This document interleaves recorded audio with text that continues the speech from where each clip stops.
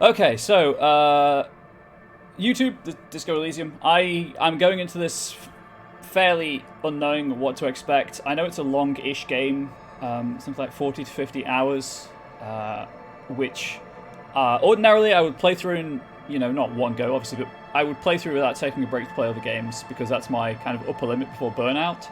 However, this playthrough will go over the Valentine's Day period, and I have plans for something to stream around Valentine's Day. So there will be a short break from Disco Elysium during that time. For those of you who have played Disco Elysium before, I have turned on streamer mode so that copyrighted music is not a thing I have to worry about. Please bear with me while I grab the Twitch token from my Twitch dashboard, because there is Twitch integration here. I'm live. I don't think I'll be able to check it.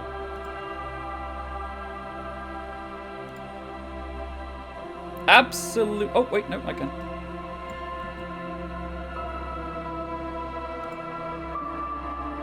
Can I turn this on?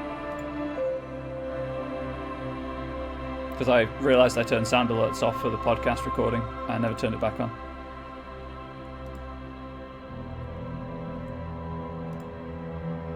Okay, there's now Twitch integration. You may have to reset your stream to get the integration, but it's there. For the YouTube audience, so I've mentioned already about the... Okay, sound alerts is not turning back on for some reason. I've mentioned already about the streamer mode to turn off... Am I logged in Chrome? I am. Not fucking middle of that. Sorry about that. I forgot that Twitch auto plays. Yes, stream mode turns off copyrighted music. The Twitch integration allows you to see my character sheet. There we go, sound alerts are back on. Allows you to see my character sheet and to vote on conversation options when I give you the option to do so. I think it also allows you to adjust my stats on the fly, but I'm not entirely certain. But I thought it would be cool to have that, so if you have played this before and wonder what some of the things on the added things on the UI are, that is what that is. I'm playing it in English. I have the final cut, so it's got full voiceover. I don't know if that's all the text is voiced, or if most of it is voiced, but I know there's a lot of voice acting that was added for the final cut. Tutorial agents on, as is detective mode, just because I don't know what I'm doing, and that will help. And also when you're streaming, sometimes you don't necessarily see everything. Playing in English, easy mode? Yes, I am, for accessibility. I think those are all the relevant... So, I don't know how this looks on stream, but I capture PC games at 720, scale them to 1080 in OBS, and then stream at 720. So hopefully it doesn't look too bad, but I do this mostly to keep a consistent frame rate. I will be lowering settings on the fly, because I haven't had a chance to actually check them out during gameplay. I'm going to raise voiceover a tiny bit, and lower all of these down by one step. OBS decided it wanted to drop frames when I clicked voiceover volume, so that was interesting. And let's get started. Select archetype. Thinker. Extremely intelligent, very bad with people, knows interesting facts, comes up with original ideas. Sensitive, very psychological, a magnetic personality, but unstable. Might begin to lose his mind. Physical, extremely physical, interacts with the world through his body, gets things done, but dumb as a rock. I should say stupid as a rock. I'm going to create my own character here, because I want to explore the entire experience. So, I guess average score is 3. Intellect, raw brain power, how smart you are, psyche, sensitivity, how emotionally intelligent you are, physique, how strong you are, your senses, and how agile you are. I think 4422 is kind of like the average.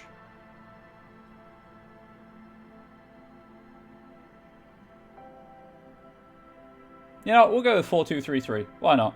I don't know if this is going to impact my game terribly. There are skill checks in this game, I believe, and this is what all of this plays into. So let's just go with this. Set skill. Signature skills. Okay. Logic. Wield raw intellectual power, deduce the world. Encyclopedia. Call upon your knowledge, produce fascinating trivia. Rhetoric. Practice the art of persuasion, enjoy rigorous intellectual discourse. Oh, okay. So, logic. Cool for analysts, pure rationalists, obviously the logicians. Logic urges you to analyze the living daylights out of the case.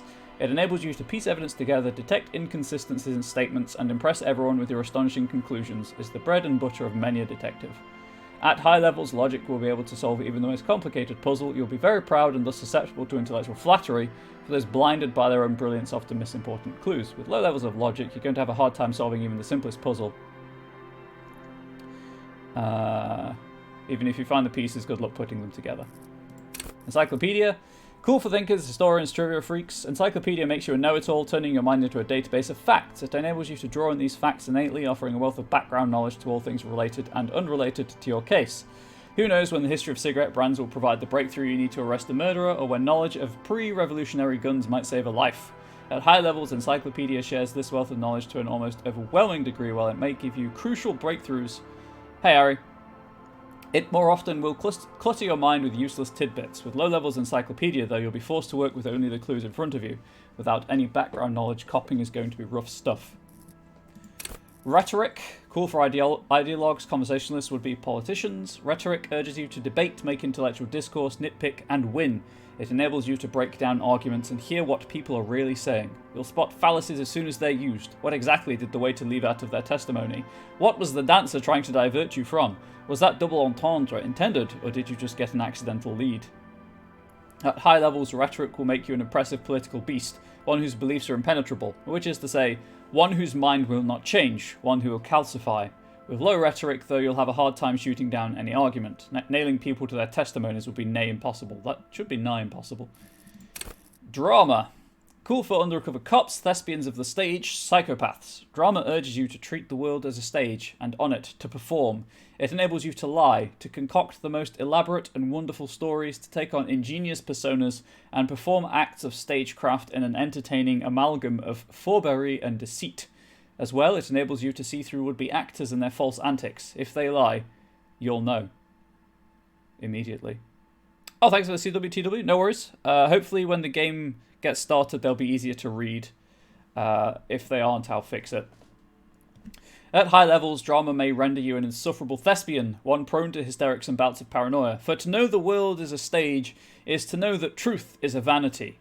However, with low drama, you cannot lie, or discern when others lie, and a cop who can't do either is a cop who's soon going to be lying 6 feet under. Conceptualization. An insufferable thespian, you say? Cool for creative, psychedelic fanciers, critics. Conceptualization has a special role in what it wants you to play in this world, but not the role of cop. But of arts cop. It enables you to make fresh associations, to delve into world concepts from Jan Karp's postmodernist coppery, to Revachol's arabesque architectural style Dita, and even the concept of hardcore, and then, importantly, to add your own contribution to these works.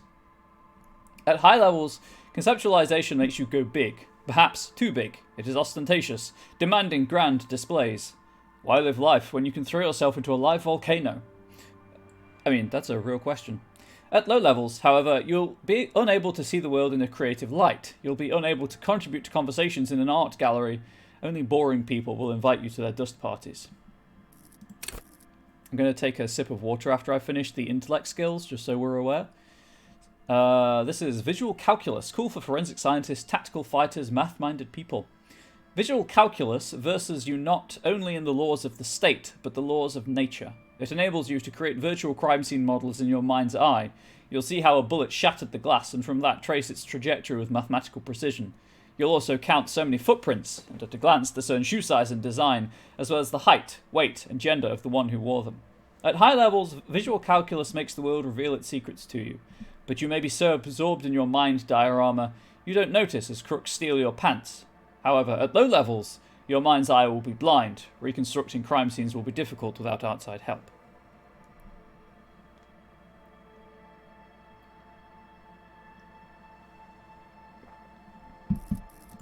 Okay, now we're on to the psyche skills. Volition. Cool for sane people, well-adjusted cops, the non-suicidal. Volition urges you to be a good guy, to others and to yourself. It enables you to resist temptation, be it in a bottle, between a pair of legs, or at the end of an iron barrel which promises oblivion. Volition gives you the will to finish the investigation, improving your morale, one of the 2 health pools in the game. At high levels, Volition makes you hyper-sane. When you're about to get funky, it keeps you normal. It's a bit of a party pooper. At low levels, however, you'll have little morale. Without it, you'll be a profoundly unstable cop, falling apart at the seams as you make irreversible mistakes. Inland Empire. Cool for dreamers, paranatural investigators, mental creators. Inland Empire is the unfiltered wellspring of imagination, emotion, and foreboding. It enables you to grope your way through invisible dimensions of reality, gaining insight into that which sight can't see. What's really going? What do these enigmatic riddles mean for the world fate? At high levels, Inland Empire animates the inanimate. You'll have conversations with your clothing, conversations that may change the course of the investigation if you're not thrown in the loony bin first.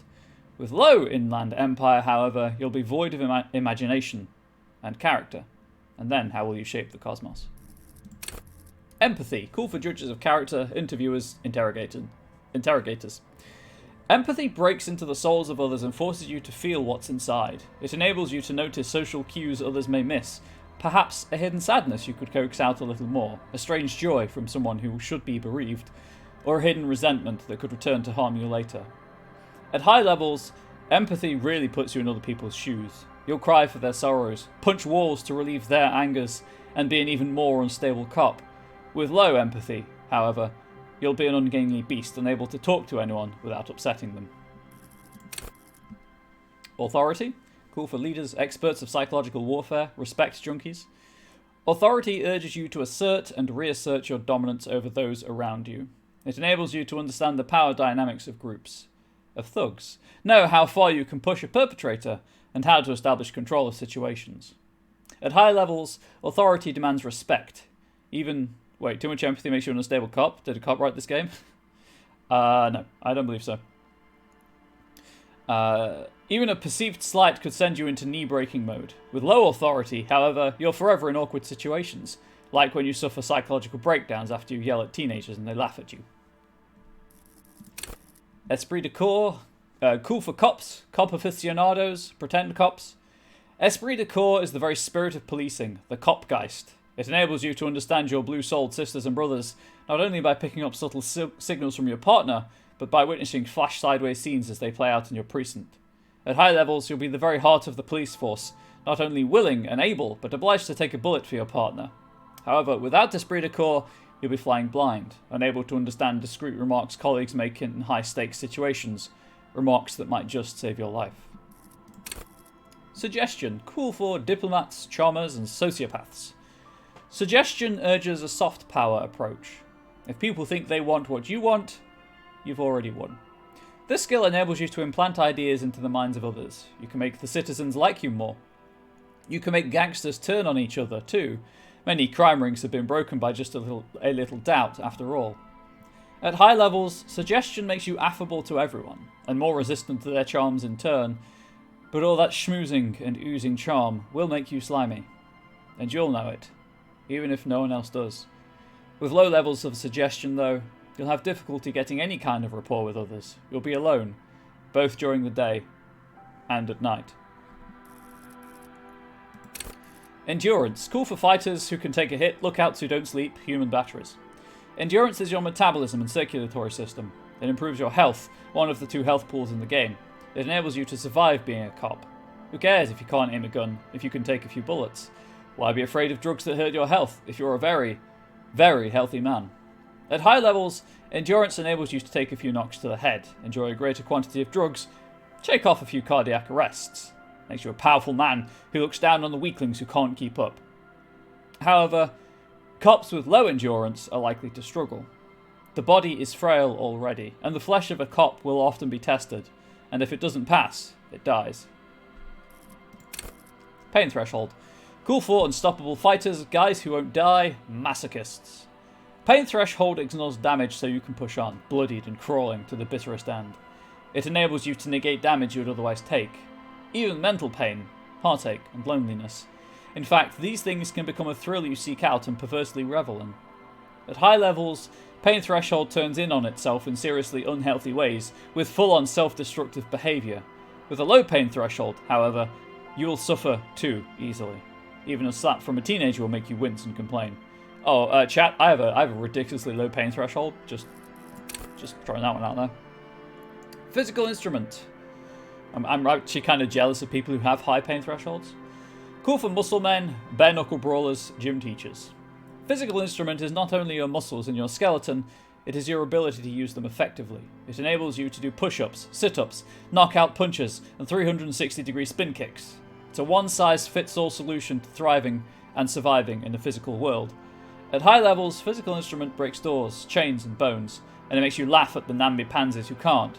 Well, I don't like that phrase if I'm being honest. You'll be manned up, encouraging others to curl iron until they're manned up too. Or just swole. That would have worked too.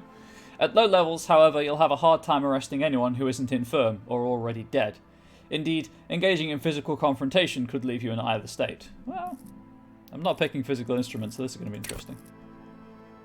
Electrochemistry. Signature skill. Cool for high flyers, party enthusiasts, cops who need lightning. Okay. Electrochemistry is the animal within you, the beast longing to be unleashed to indulge and enjoy. Apparently they are going to let me arrest the dead. That will be interesting to see. It enables you to take drugs with fewer negative side effects. It also enables you to better investigate lurid matters. If you need to understand a chemical breakdown, or talk to someone blasted out of their mind, or understand sexual dynamics, electrochemistry is there to guide you. Oh, that's what I need to invest in real life. Cool. Gotcha. At high levels, electrochemistry makes you a man of unrestrained pleasure, an unrepentant Lothario who leers at people with a bottle of speed and a plastic bendy straw in either hand. But with a low electrochemistry, you'll be too innocent to be effective. Without a working knowledge of drugs and sex, the city will be difficult to understand. Shivers. Cool for city lovers, the wisest of the streetwise, the genuinely supernatural. Shivers come when the temperature drops and you become more keenly aware of your surroundings. It enables you to hear the city itself, to truly belong to the streets. It is a supernatural ability. Old wrongs play out in present time. Scenes across the city happen in front of you. But who is speaking to you? At high levels, shivers may make you seem mad to the outside world. As you listen to the city, you don't listen to others. Your superiors may begin to worry. With a low shivers, though, you will seldom hear the city speaking to you. And if you cannot hear it, how can you ever save it? Half-light. Cool for high-strung investigators. Shoot now, ask questions later, cops. Surprise haters. Half-light is your fight or flight response. It enables you to sense the way situations are about to turn. It injects palpable fear into your heart. Fear that urges you to act before it's too late to act ever again. Fear that makes you frighten others. It is the aggression that lets you squeeze every last drop of information out of a witness. At high levels, half-light makes you ultra-attuned to the world. It is perpetual fear of your own shadow, or someone else's name or scent. You'll be ready, always, to pounce and physically interrogate passers-by. At low levels, however, you'll find your survival instinct is lacking, and your methods limp-wristed. Those who respect violence will not respect you. Gonna take another sip of my water and we'll finish up the motoric skills.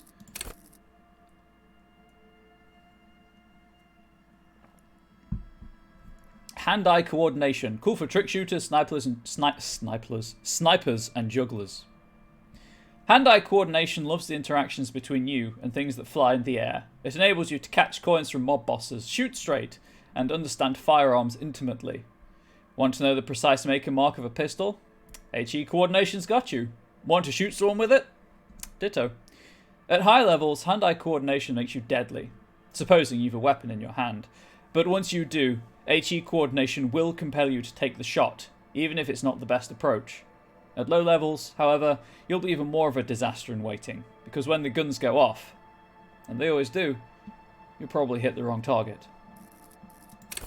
Perception. Cool for fine detail detectives, sensualists, urban scavengers.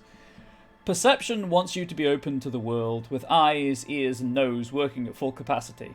It enables you to take in what others don't notice. The little wad of bills hid away in the sugar bowl.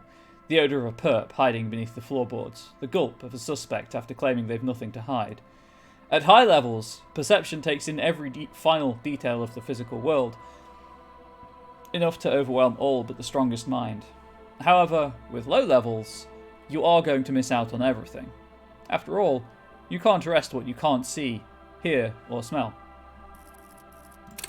Reaction speed. Cool for shot dodgers, thinkers on their feet, pinball heads. Reaction speed is the agility of your body and mind. It is instinct. It enables you to dodge punches, knives, bullets. Also sucker punches of the verbal kind.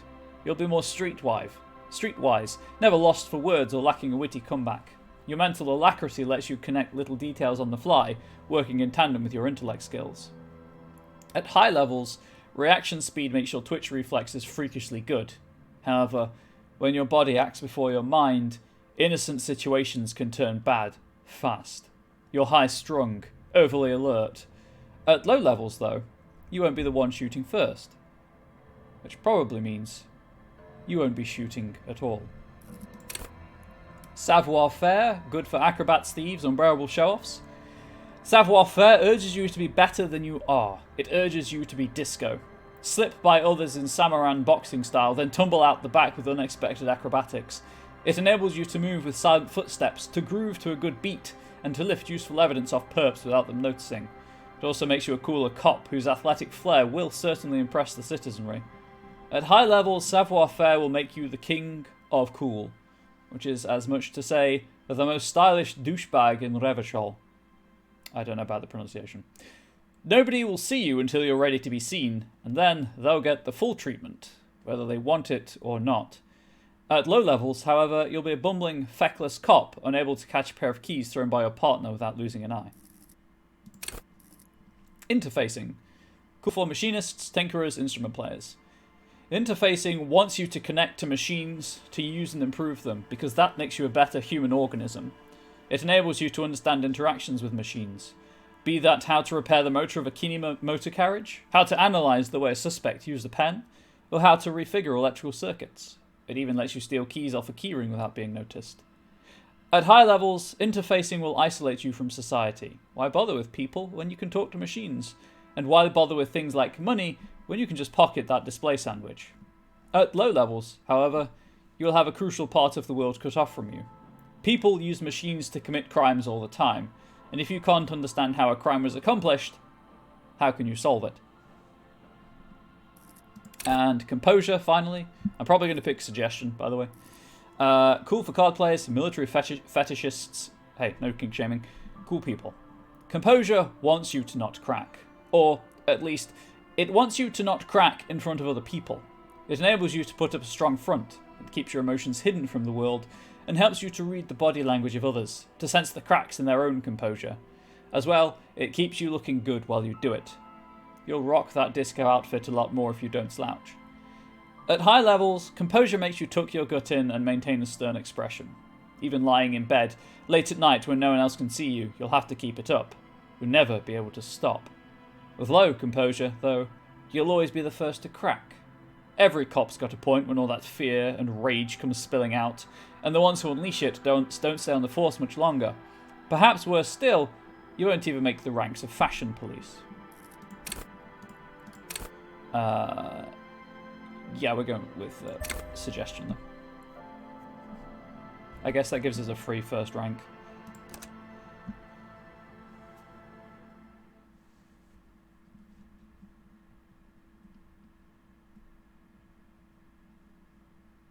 I don't know what's happening.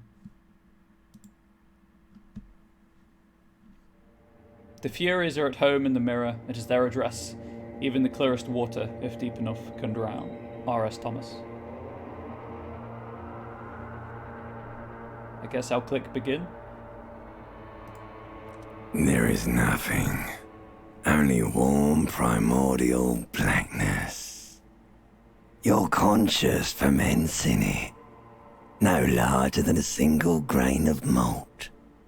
You don't have to do anything anymore. Okay, so I think these are the Twitch integration options. Yep, something's happening. There's a countdown happening. I don't know what it's going to do. Please, chat, help.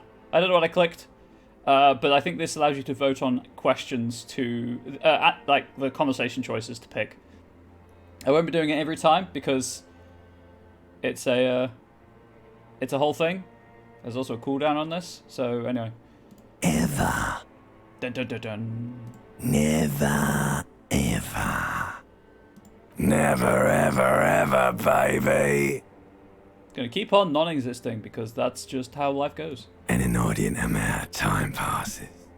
It is utterly void of struggle. No ex-wives are contained within it. Not sure I'm enjoying the voice of the ancient reptilian brain, if I'm honest. Yes, it is. Oh, okay, so it's not. It's responding to my choices. Give me some more. You got it, sweet brother. Nothing upon nothing upon nothing. How about you cough up some more of that sweet oblivion? Coming right up, sir. Smooth passage. I want to get off now. I like pain and burning light and wanting things from people who don't want to give them to me. Do you really? I do. Let me off. You wouldn't like it if I told you what was back there. Why'd you think you had to bludgeon yourself into oblivion? Or did you not sense yourself marinating? Poured so much on yourself, got a bit carried away, did we, Chef? Oh, most likely. Fear and apprehension. You should ask what's out there first. Okay, so that was a skill test that was automatic. Ooh, that was barely succeeded. Wait. I did this to myself?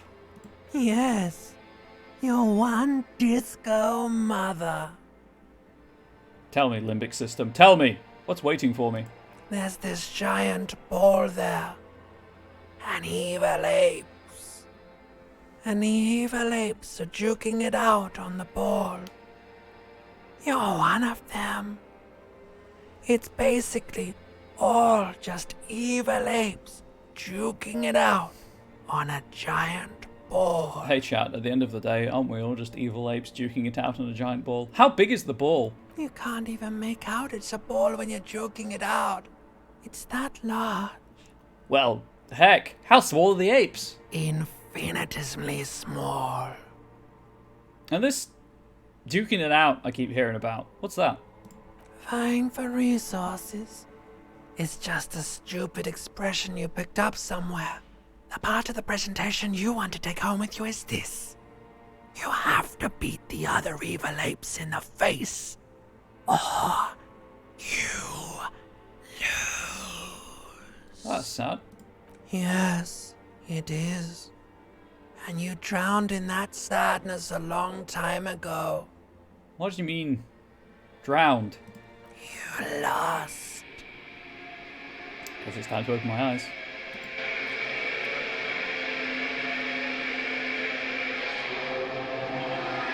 Hey, that's me. I am naked on the floor.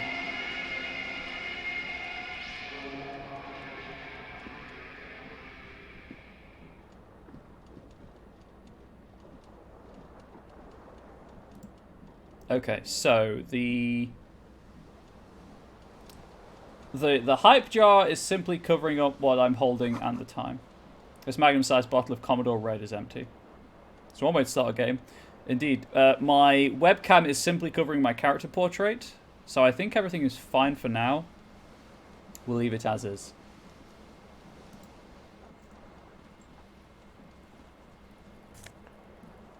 Can I please hold tab to highlight? Oh, so everything that I can interact with I can highlight. Grand. We're going to take the cassette case. Yeah, sure.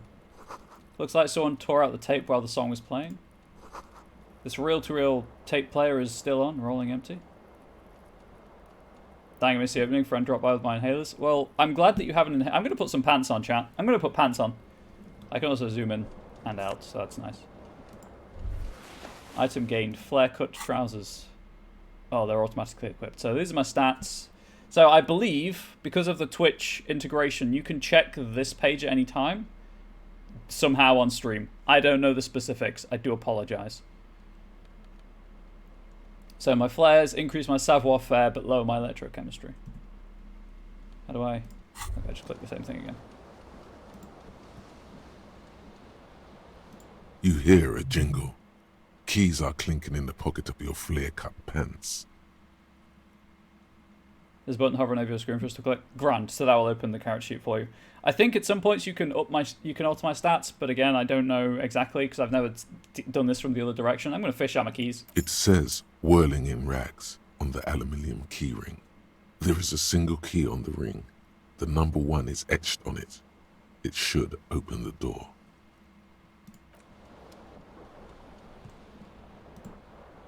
The window stands broken in its frame. Cold wind blows in. Well, we're going to assess the damage. So I've got a 72% chance of succeeding, and I can retry it because it's a white check. The shards face outward. Whatever broke this window came from the inside. Oh. Okay, so it looks like my skill is added to the dice roll. Cool. Did I break this with my own hands? A fine web of scarring covers the back of your right hand, but none of it is recent. What did this then? More likely a projectile than a held object. There are no fragments on the floor from pulling a tool back in after impact. Going to assess the size of the impact. It is too large for a bullet, yet too small for a piece of furniture. You're looking for something heavy and larger than your fist. Like the green shoe that's on the hat rack in the corner, which, coincidentally, is missing its frame. Oh, dang it me! Did I yeet my shoe out of the window? Congratulations. You smashed the window with your own shoe. Now you only have one. If you're lucky, you can still find the other on the balcony outside. The door to it should be outside your room. I should go and get that shoe. A cool wind gushes in. Your toes curl up from the cold. Can't I just climb through the broken window?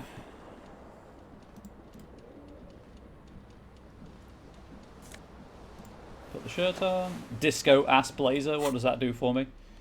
+1 esprit de corps. Oh, hang on. Empty cassette case. There used to be a tape in this case, but it was destroyed in a fit of rage. Something about the Etienne's single smallest church in Saint-Cyane must have rubbed someone the wrong way. The label says the song was recorded in '43. That's my journal system. Find my other shoe. 2 shoes are better than 1. You know what? That's not wrong. Not wrong. 2 shoes are in fact better than 1.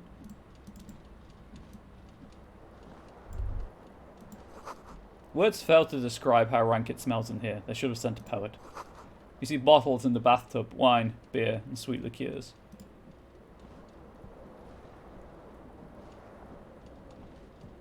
Hey, that's my This time. fan has 2 chain pull switches. One ends in a tiny fan, the other in a light bulb. A truly horrific necktie has somehow attached itself to one of the blades. Well, of course I'm going to try to grab the tie. You swoop up and catch the tie. Snap. It's released from the blade. What you have in your hand is a truly hideous necktie with 4 or 5 different patterns. The knot reminds you of a noose. A terrible mistake. Turn the lights off immediately. You can practically feel the photons burning a hole in your brain. Okay, we'll The turn lights up. are off. Pull on the fan. The blades come squeaking to a halt. The switch must be broken because nothing happens.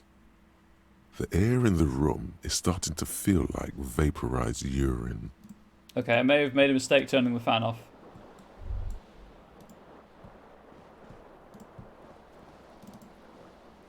I just need to check out the tie, I suppose.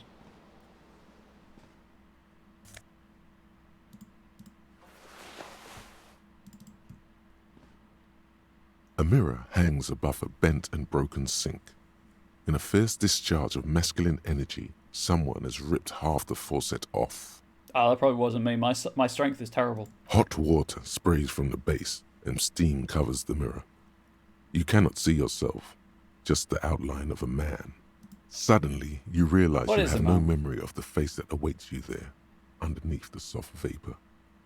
But a miserable pile of secrets. Really? Nothing? Really, all recollection of the person you are, the people in your life, and even the world you're in has drowned in a sea of blood alcohol. This was no mere night of drinking. It was a deluge of world-ending proportions. So basically, I forgot to build the arc for the flood of alcohol. I'm going to wipe the mirror. As you slowly reach your hand towards the surface of the mirror. Abort. You clearly have not thought this through. You won't like what you see there, and you will never unbecome it.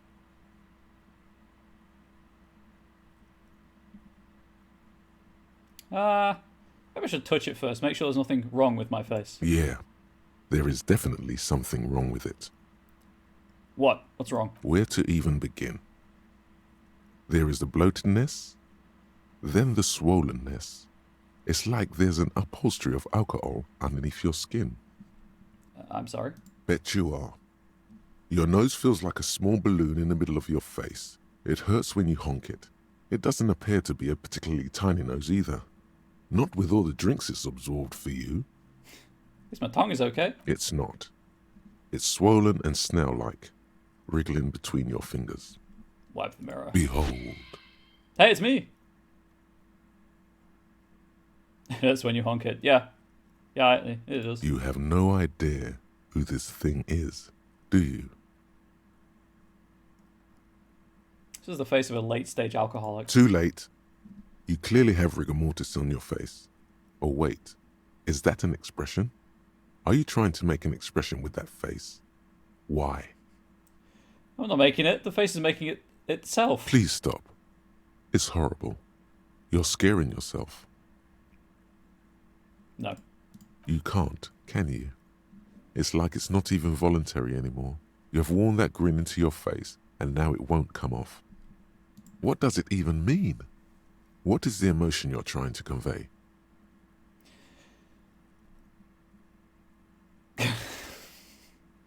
I'm insinuating that I'm vaguely sympathetic. I think I'm sort of pulling it off too, in a sad has-been kind of way. There is some charm to it. There might have been, 10 years ago.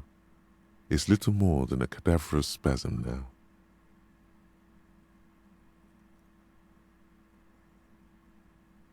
I'm going to risk it. I can retry it. Like the rest of you, it comes from a bad place somewhere in the past. That's all you know for now. Oh, well, I guess my encyclopedia is too low to gain the reroll that it told me I could have. Curse you, game! The character portrait behind my webcam has simply changed to reflect the face.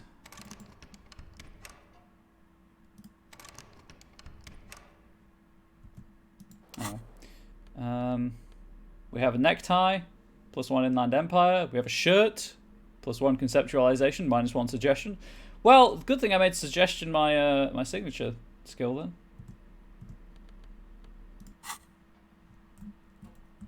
Oh, I can keyboard control. I don't have to use the mouse.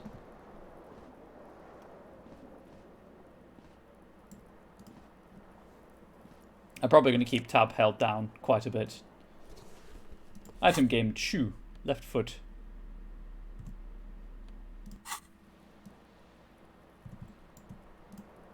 Let's get the other shoe, so that they are once again united in shoedom on my feet.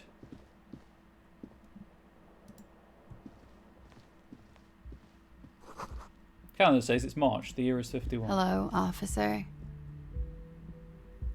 No, it's just a weather report going on.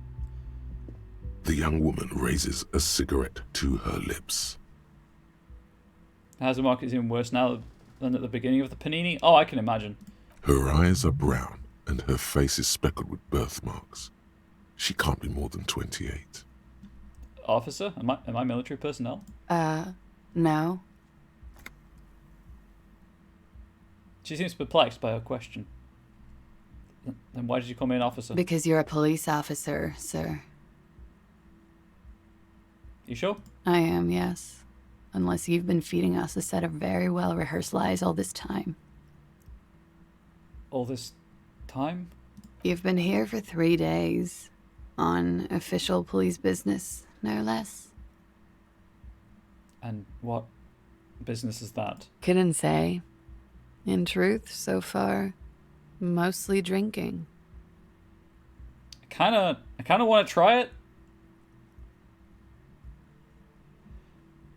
That's...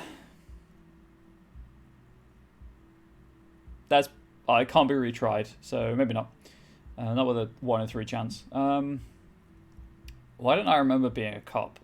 Or anything else? Could it be because of the drinking? She raises an eyebrow. The cigarette sizzles. She hasn't had time to put her makeup on. This is her morning cigarette. She looks tired, her beauty waning faster than it ought to at her age. Who in their right mind would let me be an officer of the law? Don't be so harsh on yourself. They let almost anyone be a police officer. I'm gonna try it, chat. The words have already left your mouth. I want to have fuck with you. What was that? That's not even how words are used. What did you say? Come on. Say it again. It said I wanted to have sex with you. No. You see, that's not what you said. You said... But she's unable to finish, consumed with laughter. Come on, man. Freddy, please. One more time. I said I want to have fuck with you. Goddamn right you did. You crazy asshole, you. What kind of cop are you?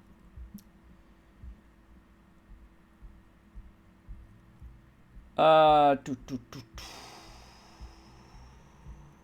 sorry. I don't know why I said that. You're pretty. I'm sorry. I'm the sorry cop. Don't be. It was funny. And anyway, who gives a shit? Who gives a shit about any of it? So what if you can't pull grade A pussy anymore? There are other things in life. More meaningful, more fitting for a man your age. This is Fata Morgana. One thing, though. She extinguishes her cigarette. It's gonna suck for you later when you have to interrogate me. Probably. Hopefully by that point my skills will be slightly better. And for the record, no, I didn't do it. Ah, yes. YouTube adverts showing us the things that we really want to see. It looks like she left a nice long stub in the ashtray. It's still smoking.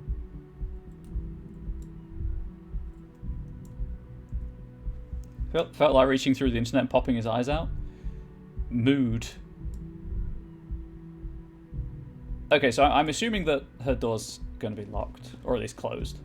Well, it's closed. The door is closed. There is no answer. You hear the shower being turned on, somewhere inside.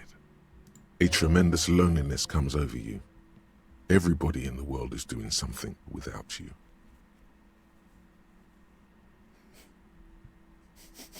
Why? Beauty, don't abandon me in all this ugliness. The door does not care. Because it's a door. Fata Morgana, did she just admit to being ravenous? You know, she may have. I'm going to leave. I'm going to let the woman have her shower in peace. That just seems like the polite thing to do.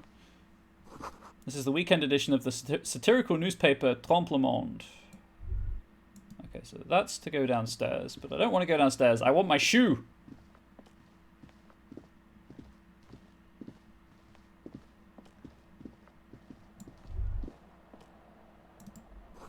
There's something on the table.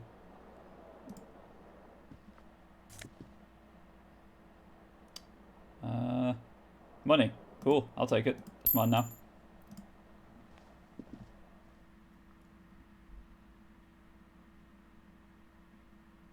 Need to pass time? Buy a book. Reading passes time quickly. It's true. Time does pass pretty quickly when you're reading.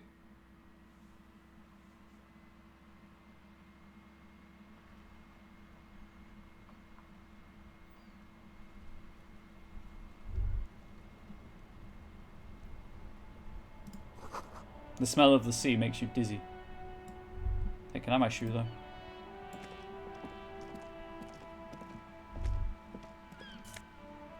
Take the right shoe.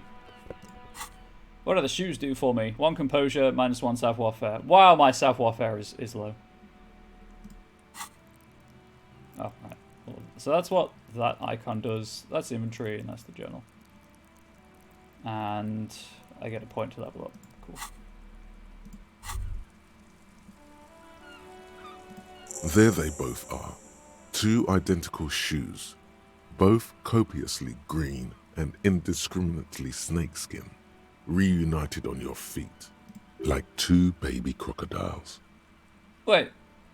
These do not look like normal cop shoes. It's pretty clear a normal cop is not what you are. How do they fit? Good. They're balanced. Comfy. Feels like the only good thing about you right now, truth be told. Apologize for not being around more today. Today starts no less than 3 fires at work. There's no worries on stable days, as long as you're okay. Hooray for green shoes indeed, Ari. Hooray for green shoes indeed. Okay, so that's health, and then that's morale. A gust of briny wind washes over you.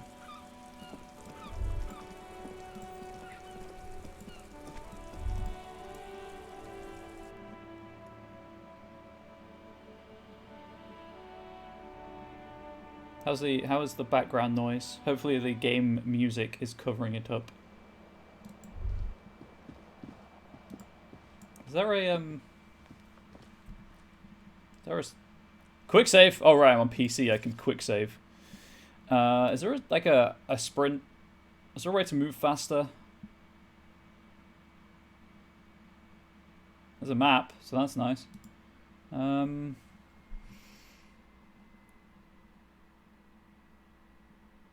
Does not appear to be the case that there is a way to move faster. Gosh dang it.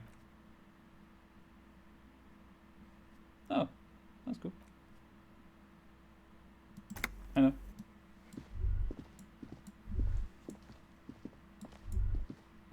It's gonna do the scan periodically to see if I'm missing anything. I wish I could leave it turned on, in all fairness.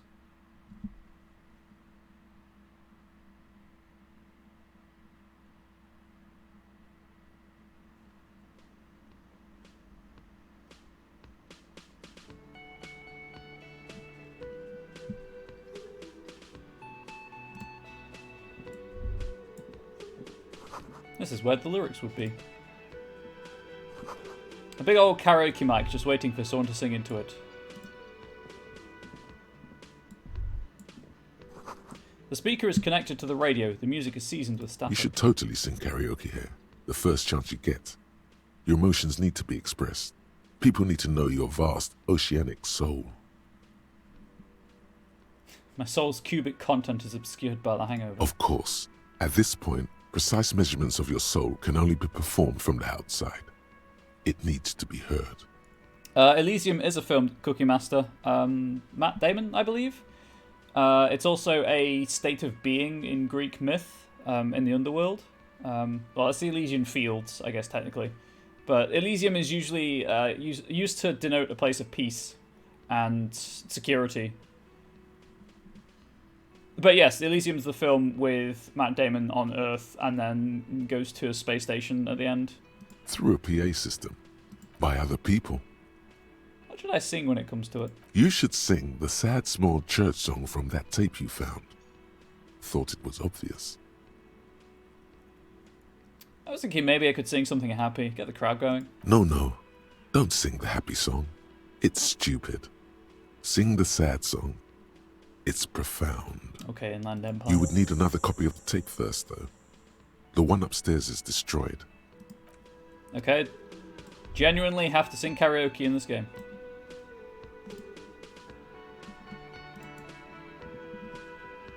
A man in his late 20s stands behind the counter, inspecting a stuffed seabird. As you approach, he gives you a sideways glance, then looks down again. That was disdain in his eyes. Even now he's purposely ignoring you. Something tells me you don't like me. Oh no, you're a hero. A real hero cop. He says without looking up. Could the massive property damage upstairs have anything to do with this? You're being sarcastic. Am I? Or did you ride in, take the body down, solve the murder, and not trash my hostel room? I'm guessing I didn't do any of those things. You're right, you didn't, and it's only taken you 3 days not to. What have I been doing all that time? Have you seen me around? No, I haven't seen you around. I'm not always here. He looks down again, keeps plucking at the bird. I'm going to look at the stuffed bird. A competent work of taxidermy. The white and brown seabird lies among piles of coasters and drying mugs. One of its wings broken. The man is trying to mend it. Looks like the bird was ripped off the shield that was used to mount it, most likely on a wall. A small engraved steel tag says, "The Great Skua, Ste Koari's Skua." Something about it makes you feel bitter. What happened to the bird? Look, your buddy is over there. He looks at the doors, where a man in a bomber jacket is tapping his foot on the floor. Why don't you go and talk to him, okay? What do you mean, my buddy? He pretends not to hear you, concentrating on the bird instead. Right, I'm going to see if I get different A options. competent work of looks like a small engraved. Something about it makes you feel bitter. Can I help you with that? Look, your buddy. Why don't you go and talk to him? Okay, he's He going to give me the pretends same not stuff. to hear you, concentrating on the bird instead. Are you the bartender? No, I'm not the bartender. I'm the cafeteria manager. He's very animated all of a sudden. This seems like a touchy subject. Ooh. What's the difference? I have 3 cafeterias to manage. 3. Sylvie tends the bar here, not me. I'm only standing in. Where did the Sylvie go? She just, you know. Well, actually, I don't know, but I understand. Going to switch computers? Sure thing, Byron. The menu has been wiped clean. Only the word Monday is written on it. Well, that means the menu's wrong, because it's Thursday right now. I'll take that. This is a water cooler. A large bubble is rising to the surface. Before I open the door, I'm going to finish exploring this room. Inside, you catch a glimpse of Union paraphernalia, a strike poster, some red pennants. I'm also going to clear this. Okay, I don't have the city map right now.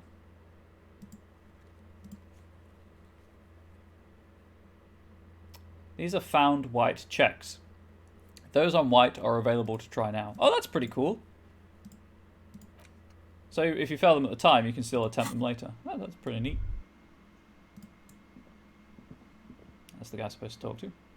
Hello, sweetie. Lena, the cryptozoologist's wife. You shouldn't keep your colleague waiting. She nods towards the man in the orange bomber jacket.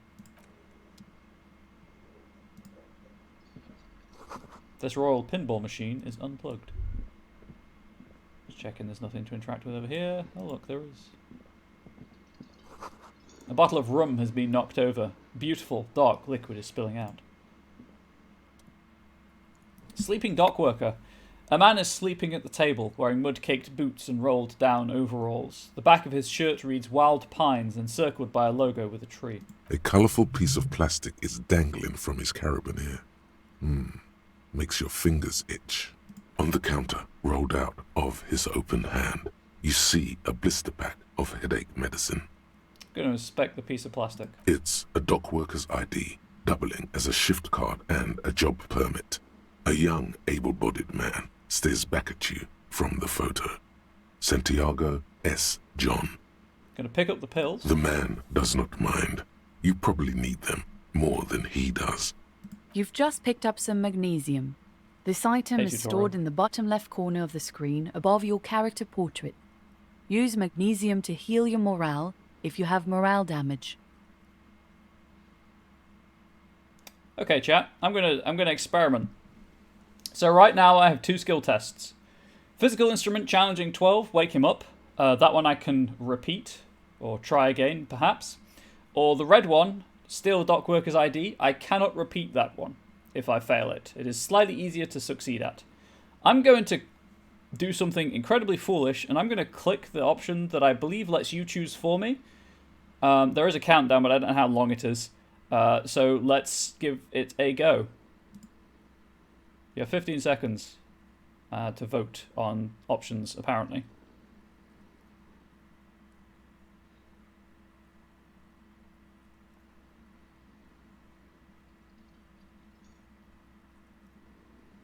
Oh, it's tied.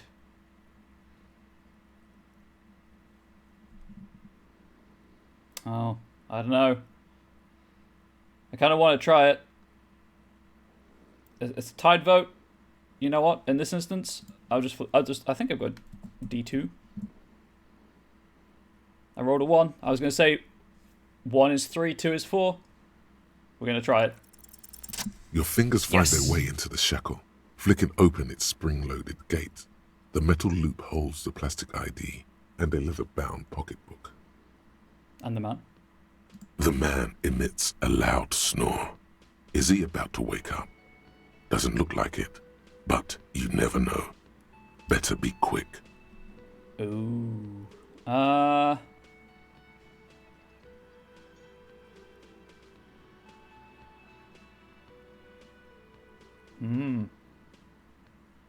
I don't know. What are we feeling? I'm not going to do another vote.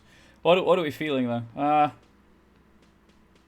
This is more just to see if I could do it than actually anything. But now I'm here, I feel like it might be useful.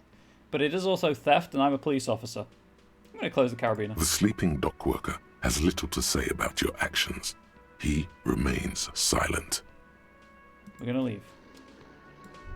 We're not going to commit crime within the first hour of the game.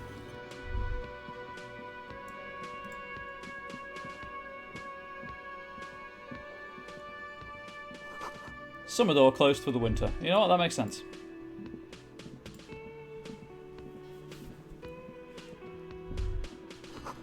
The door is bolted. The sign reads kitchen reserved for personnel until 1300. The sign reads mess hall reserved for union members. Doors open for 1600. A bespectacled man in an orange bomber jacket is tapping his foot on the floor. Looks like he's waiting for someone. You. Me? As you approach, he narrows his eyes and extends his hand in greeting. If an assault were launched on this building right now, if the windows came crashing down and the whole world descended upon you, this man would hurl himself in death's way to save you. You are sure of this, but why? On the sleeve of his bomber jacket, as well as on its back, are the same enigmatic white rectangles as on your blazer. Shake his hand.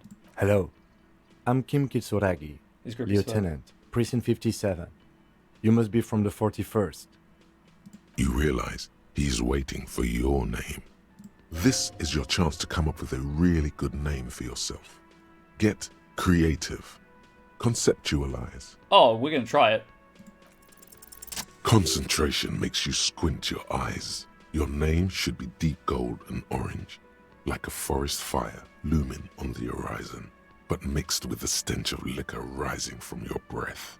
You're 2 steps closer to it, but there are still many to go. It is not yet time. Okay then. He processes the information, then disregards it. It looks like we had a little scheduling error on Sunday. Saturday too, actually. Have you had time to talk to the manager here? You mean him? Nod toward the cafeteria manager. Yeah, I just talked to him. If you don't mind, we should talk to him again. Ask him for a rundown of the area. Now that I'm here as well. I understand the scene is out back, right? It also wouldn't hurt to assure him the police are finally here. In full force, I mean. Have you mapped out the initial interviews? What interviews? At the 57th, we like to prepare an initial list of persons of interest, and then just skim the surface. Prepare the field, get to know the players. You don't do that? Maybe it's not an inter-district practice. Yes, the police. I'm aware I'm a policeman. Right. And the interviews? He taps his foot, more out of habit than impatience. I haven't. Okay, we'll have time for that after we take a look at the coroner's case. Have you removed the dead body from the tree? Dead body? Mm-hmm. I don't like dead bodies. Sure. But did you take it down from the tree? No. So, the body is still in the tree. Apparently. This is the first time you detect a weariness in the lieutenant's voice. It is obvious he would have preferred for the body to no longer be in the tree. Where it has been hanging for 7 days straight. We should go there as soon as we are done talking to the owner. I can't remember anything. I can see you drank last night and the night before, and that you are still drunk now. But I have seen officers go through worse. Much worse. If you need something for your headache, there is a general store nearby. But as I said, The dead body should be our #1 concern. How can you be sure I'm from the police? To be fair, most people would rather the dead bodies be removed. It's fair. They would rather it be removed from the tree. I was sent here to meet a detective from Precinct 41. You have the insignia of the Citizens Militia on your sleeve and on your back. I suppose you could be impersonating him. You could have gotten the insignia from the black market or forged it. But for now, I'm going to set those possibilities aside. I'm not from the Inspectorate General. You said insignia? These white rectangles, you mean? Point to your sleeve. Yes, But they're just white rectangles. they're not just white rectangles. They bear a halogen watermark with the letters RCM and a pattern resembling the street grid of Revachol West. I would ask you to step into the headlights of my motor carriage, but again, it's none of my concern. I just need you to do your job. But shouldn't I have a badge or something? Check pockets. You mean you don't have a badge? It was not on me when I woke up. Losing your identification card is a serious matter. My vehicle has a shortwave. You can use it to report your badge missing. I would advise you to locate it as quickly as possible. But getting the body down should still take precedence. What were we supposed to do again? Talk to the manager. Then we go out back and take the body down. Let's go. After you, officer. Lieutenant Kitsuragi is now in your party. You can talk to him whenever by interacting with him. So his portrait has appeared next to mine behind my webcam.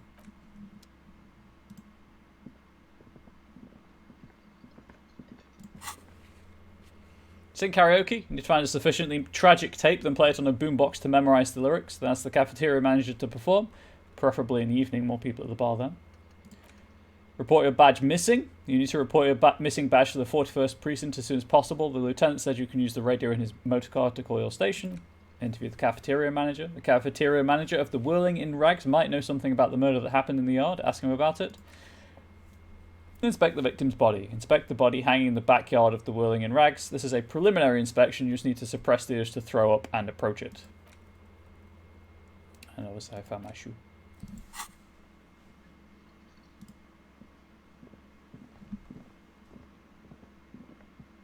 The man with the unimpressive beard notices you approaching. He drops the ledger he was holding and turns to the lieutenant. Get wrecked, guard. Mr. Gart, right? You run this place. The lieutenant glances into his little notebook. Yes. He responds tersely. I am Kim Kitsuragi from Precinct 57.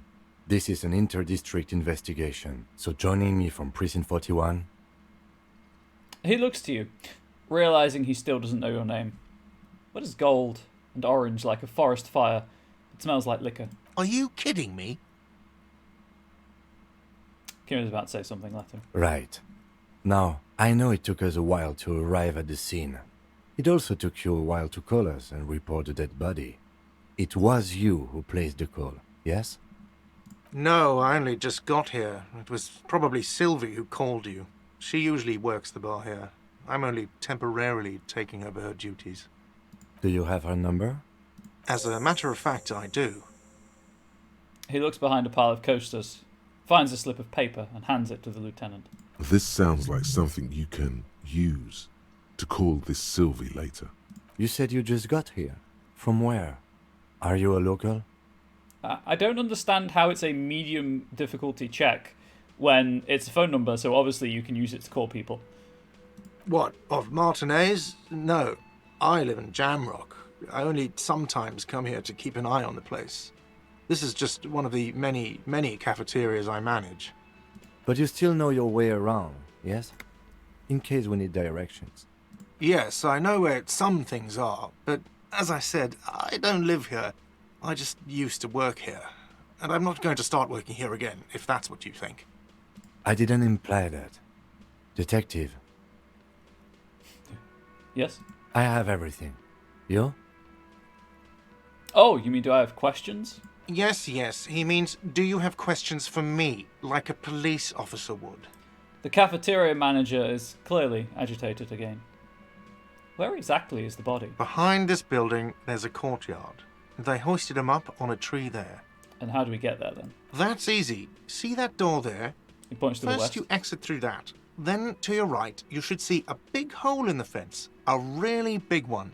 You can get to the courtyard through there. No need for the keys. The hole is big enough for the Franco-Nigerian cavalry to fit through. Who killed him? I don't know who killed him. I'm not the police. That's your job. You know, it was worth asking. He doesn't know. He just said they hoisted him up on a tree. Who is this they?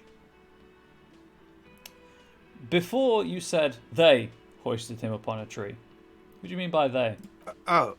People are saying it was the union dock workers, that it was a lynching. He's a bit surprised you caught that. The locals, Exactly the customers, saying the people who eat here, a lot of dock workers eat here. Sylvie told me everyone knows the dock workers did it. Nah, everyone knows, chat, therefore they must have done it. Did the debarders themselves tell her this, or is it a rumor?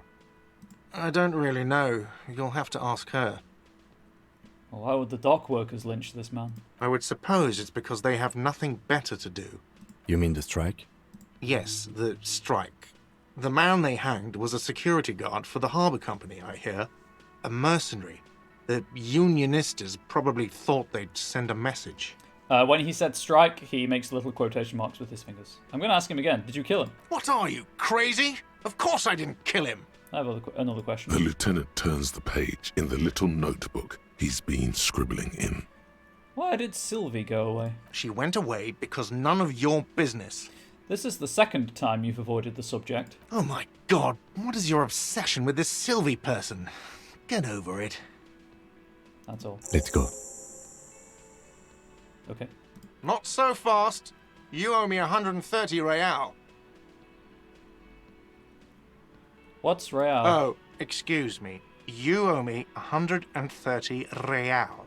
He pronounces the R with a mock aristocratic accent. The IIR, or Inter-Isolary Real, is the global reserve currency. Whatever part of the world you're in right now, it's safe to assume he means you owe him some money.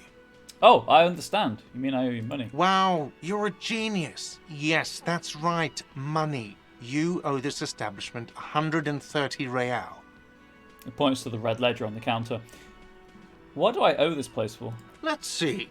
3 nights at a tariff of 20 real comes to 60 real. Then there's the window you annihilated. The hole in the window was the first thing I saw when I came to work. So don't try to tell me you didn't. That will be 40 real in damages. Another thing you've annihilated is half the bar. You've run a tab of 30 real. Actually more, but we'll round it down to 30 for your hard work maintaining the stability and order of Revachol. That's 60 plus 40 plus 30 equals 130 real. And yes, real is still money. I'm starting to think it might be a disaster of a person. But what exactly is money? What are you, a philosopher?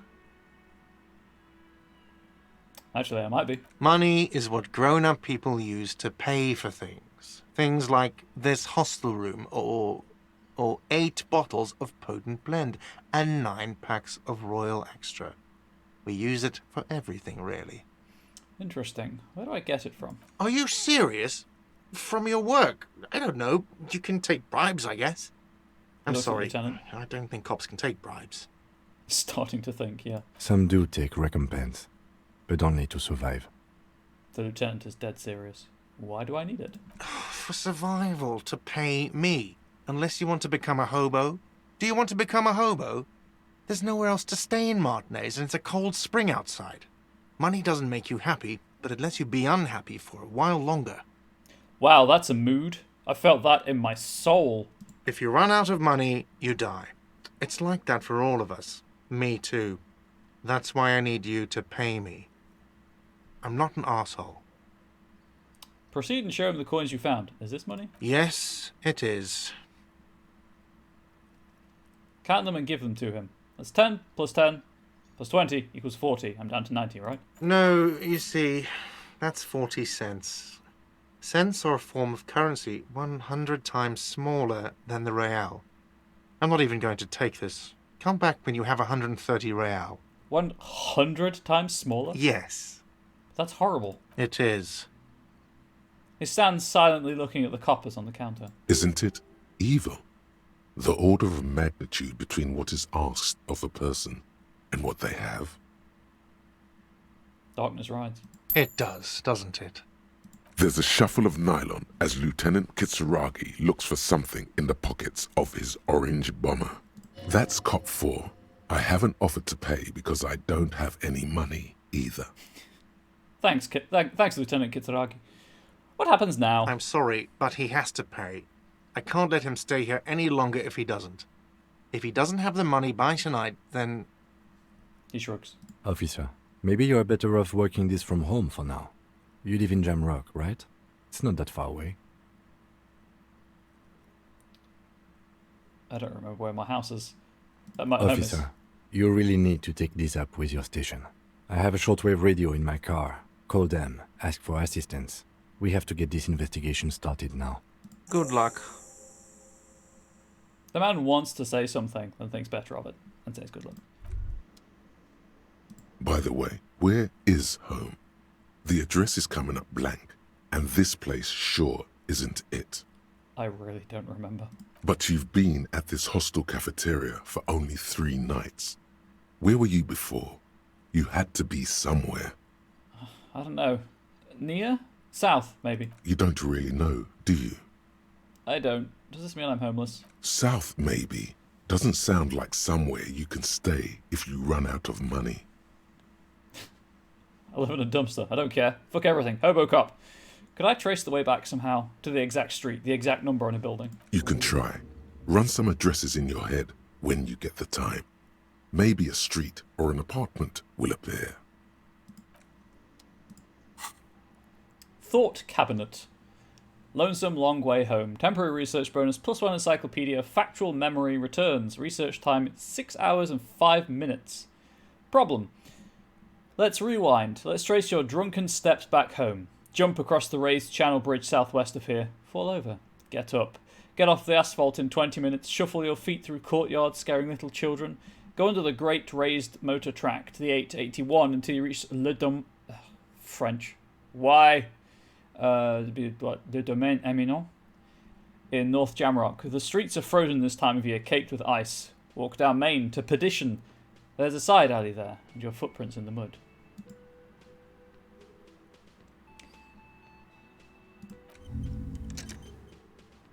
So I guess you can have a certain number of thoughts active at any one time.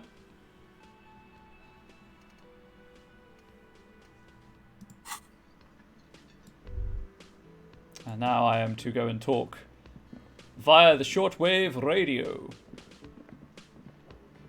Oh, I should probably also clear this. Who made the call reporting the crime? Call Sylvie. Pay for damages, just ask the station for funds.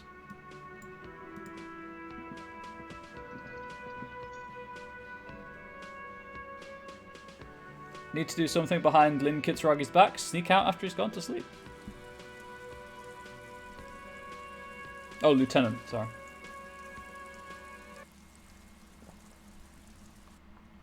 Oh, Darren, where to cough.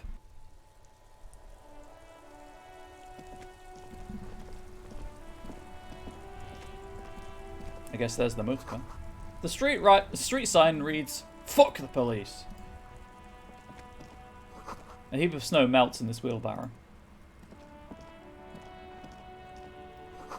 Pigs go home. The street name is illegible. The RCM in Martinez. What can I help you with? The young woman looks up at you. You sound surprised. We don't see a lot of police around here, that's all. I have some questions for you. Of course. What can I help you with? Who are you exactly? Me? I am just a gardener. She hides it well, but behind the sweat and dirt there is something else in her rigid posture. There's more to you than that. Is there? The quickness of the reply certainly does not prove you wrong. Yes, what are you doing here? I am working. Working on I what? have a greenhouse in the yard there. I've been trying to get some work done. But Well, as you probably know, there's a corpse hanging from a tree there. It smells pretty bad, so I have to take breaks. yeah, that's on me. Don't worry, miss. We are here to clean it up. You can get to work soon. Thank you. My head is about to explode from all the salts I've had to inhale. She smiles politely. Salts? Ammonium salts. Perhaps useful for later. What is this fuck the police business? Excuse me? She doesn't understand. She's uncomfortable. Maybe you should drop this line of questioning. Never mind. She shifts in her seat awkwardly. We need directions. Of course. Where to? The corpse, where is it exactly? It's there. She In points the north. yard, right through the hole in the fence. Even all the way over here. There's a drop of death in the spring air. Where am I? What do you mean? I'm disoriented. I don't know where I am. Yes, sir. District of Martinez. This intersection is called Roundabout North.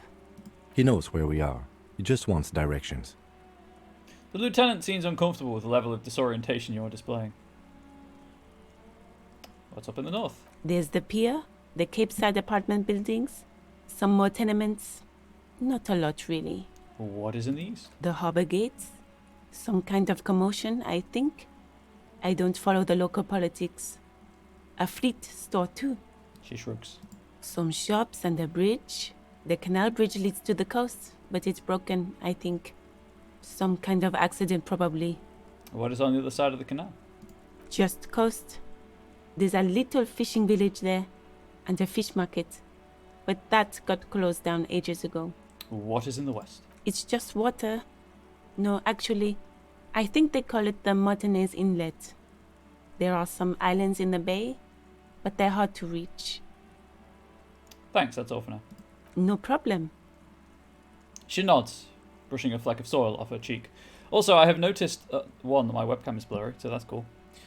Two, that you can't see it because the hype jar is covering it, or whatever you want to call it. But the in-game clock is ticking over in real time.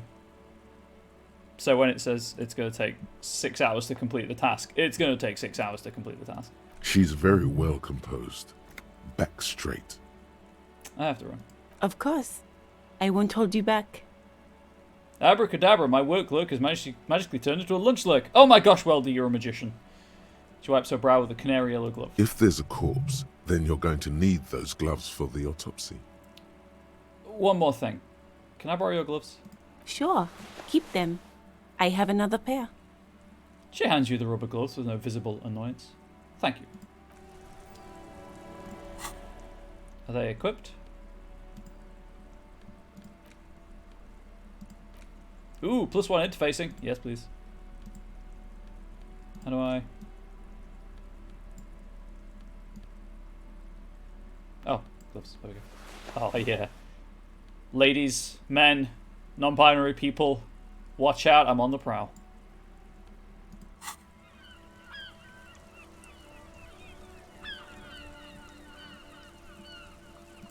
I know I have to do stuff with the car, but... Exploring! Closed for winter, please use main entrance.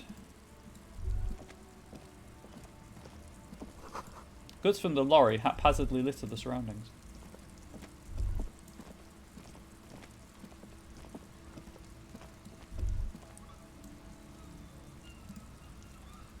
Welcome to Revachol. The glossy magazine, most able-bodied something top 10 list. Most able-bodied men. This issue hosts a top 10 list. Jump Jams, a popular music mag. Welcome to Revachol. Answers the rotund man.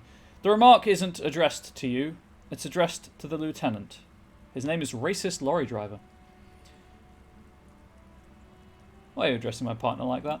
Don't you welcome to Revachol me. The My lieutenant grandfather cries came here from a 3,000-year-old racist isolationist culture, while your ancestors came to this island a mere 300 years ago. Every school of thought and government has failed in the city, but I love it nonetheless. It belongs to me as much as it belongs to you. You tell him. It's men like you who keep Revachol divided, making it that much harder for everyone to climb out of this post-war limbo. Limbo? What's going on here? Oh, come on, man. I just said welcome to Revachol. It's a lorry driver thing. I know exactly what you meant. You think my kind doesn't belong here, that I should watch myself. and behave. But you see, I'm an officer of the RCM. It's actually my job to make sure you behave. Oh, I would Lieutenant, advise you to remember that. Lieutenant Kitsuragi takes no shiitake mushrooms. Silence. The air between them becomes tense. Your partner needs backup. Now's your moment to shine.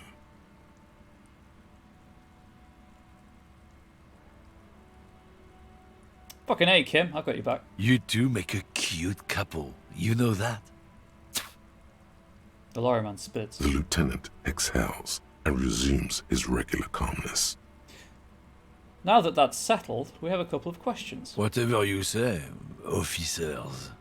He waits impassively, cigarette smouldering between his fingers. He smells of heavy motor oils and his breath of high tar content cigarettes, probably Astra Whites. What are you hauling? Oh, not much anymore. I'm here to pick up some cargo, but the dock workers are on strike, so it's a sit and wait on your ass situation. Kinda like UK customs right now in the wake of Brexit. What kind of cargo are you supposed to pick up? Apples. Apples? Yeah, apples. I take it you had other questions? He's given you the runaround. Let's be honest, you were bested. What was that argument all about? It's about biological determinism, natural law, the sorting of the races. He spits on the ground. Not the most popular topic nowadays, with the coalition in charge and all. You might want to change the topic.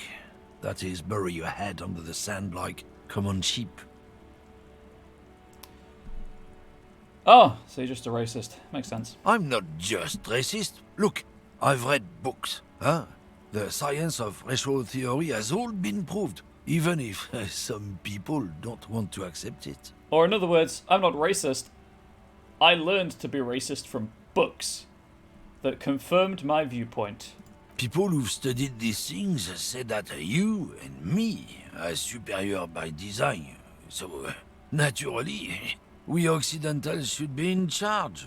Obviously, you can see the merits in that. Okay, what else have you thought of? So, lately we Occidentals have experienced an unfortunate downturn when members of the superior race cease to believe in their innate superiority. They stop competing for resources. Wow, this is... okay, and? This concerns you, policeman, so you better be vigilant. The damn kips are showing up good lately. Same with the mosquitoes. And the other intruder species too. They're on the precipice of cultural victory. That old gem that's never worth listening to. Wait, what's this cultural victory? It's what the kips of Boogie Street are going for, right under our noses. And the others too, on the radio. Heard any chansons lately? Heard any motetos or leader? No. Dominating culture is how they plan to win. They say so themselves. See also white genocide. It's true. Also, you need to realize the dangers of mixing races. Who knows what might happen if people don't stay in their birthplace? You might end up with a new sub-race, with unknown characteristics, leading to extra competition. That's why you've got to control the offspring. Yeah, I think I can get down with the racist. No. Yeah, I'm not down with this. Why don't you fuck yourself? Don't push your luck, Runt. The man gives you a disgusted look, then turns his attention elsewhere, ignoring your presence.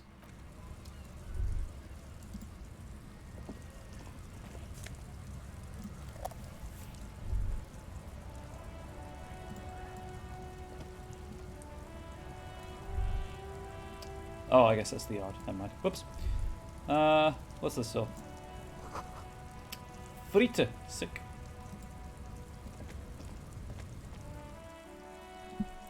Good old racists. Stand up to them wherever you find them, because it's not great, racism. It is, in fact, terrible. And we should be working towards a more harmonious and inclusive society. Yellow roses, dozens of them, tulips too. You see several packaged raincoats fill a low shelf beneath a display of croissants and juice bottles. The raincoats are transparent, except for the big Fritta slogan on the back. The packages are small, discreet, sloppily stacked, making them easier to take unnoticed. No need to worry about knocking over a display. What's that? Points to raincoat. What is what? It's a raincoat. Go leans over the counter to see what you're referring to. If you want to buy one, then it's only 4 real. She taps on the glass counter. The raincoats patiently wait purchase. Her attention is drawn to the raincoats. Stealing one undetected will now be more difficult. Yeah, I don't have the money, so we're moving on. Melancholy pop song plays on the radio. The tear machine stands in the corner. A sign says, 1 bottle equals 10 cents. What is this machine? Oh, that's the tear machine. Yes, but what is it? It's a machine for tear. You know, you find tear outside, like bottles or whatever, and put it in the machine, then it gives you money. I see. And how do I pick up tear for the tear machine? You need a bag, I guess. We used to have some, but we gave them all out, so... She shrugs awkwardly. Feel free to use it if you find a bag, though. I'm sure there are some out there. She points outside. Somewhere. A small cabinet on the wall is filled with various medicine bottles, nasal sprays, and blister packs. They all bear the Saint Baptiste Pharmaceutics logo. Their logo is the bloodless rose, pure white, untouched by harm. Neat. Just ask me if you need anything from Saint Baptiste. We don't stock prescription meds, but we do have Nosafed, Duramine, Magnesium, and Hypnogamma. What do those products do? I don't know. Let's see. Nosafed is a nasal spray. Duramine is a really good painkiller. Magnesium is a dietary supplement. Hypnogamma is... She stops. I don't really know what Hypnogamma is. I guess it makes you feel less shit. It's recommended to use after lots of partying, studying, or exercising. Can you be a little more specific? No. Sorry. I'm not like a doctor or anything. Nosafed heals +1 health. Duramine heals +3 health. Magnesium heals +1 morale. Hypnogamma heals +3 morale. Trying to figure out if that's automatically generated voice or a voice actor. Who is Saint Baptiste? Saint Baptiste. You know, the pharmaceuticals company. She nods slowly at the cabinet. Saint Baptiste Pharmaceuticals. The one that sells meds out of Saint Baptiste. That one. There. She points to the cabinet. She is right. Saint Baptiste, the company, derives its name from Saint Baptiste, the city. Itself so named because that's what it is. A rare case where that really is the full etymological history. As far as almost anyone knows, at least. And leave. A colourful display of cigarettes and alcohol bottles line the shop wall, inviting you closer. The bottles wink at you in the light. The smokes too glitter in their wrapping. It's like looking into a kind of heaven. Your knees are weak. There, in that dark green glass, all in vain. The great flowing river of warmth, wine, alcohol, beer, alcohol, love, alcohol. This is not a good place for a recovering addict. Guess not, no. She looks at the wall of goods behind her and adjusts her hat. I'm obliged to inform you that both alcohol and cigarettes damage your health. But I guess you already know that. I'm not going to ask her if she sells anything under the counter. Please, tell me more about these products. The pale aged vodka is special, I guess. It's stored in pale for a couple of years, which makes it super expensive and super strong. What is pale? You know. She shrugs, uninterested in explaining it further. Also, my skin. Okay, what will consuming this stuff do to my body? I mean, I already said it'd hurt you. I don't know what else they do. She stares at you, unsure. Substances give powerful bonuses to your main stats at the cost of damage to your health or morale. Cigarettes raise your intellect while damaging your health. Alcohol raises physique while damaging your morale. Gotcha. Use medication, like Nosafed and magnesium, to counteract the negative effects of substances. Note: consuming substances can have unforeseen consequences for you. Gotcha. And again, I'm not asking if she sells under-the-counter stuff. Welcome to Frit. Feel free to look around or something. Everything is out on the shelves. She returns to her magazine. What's that magazine she's reading?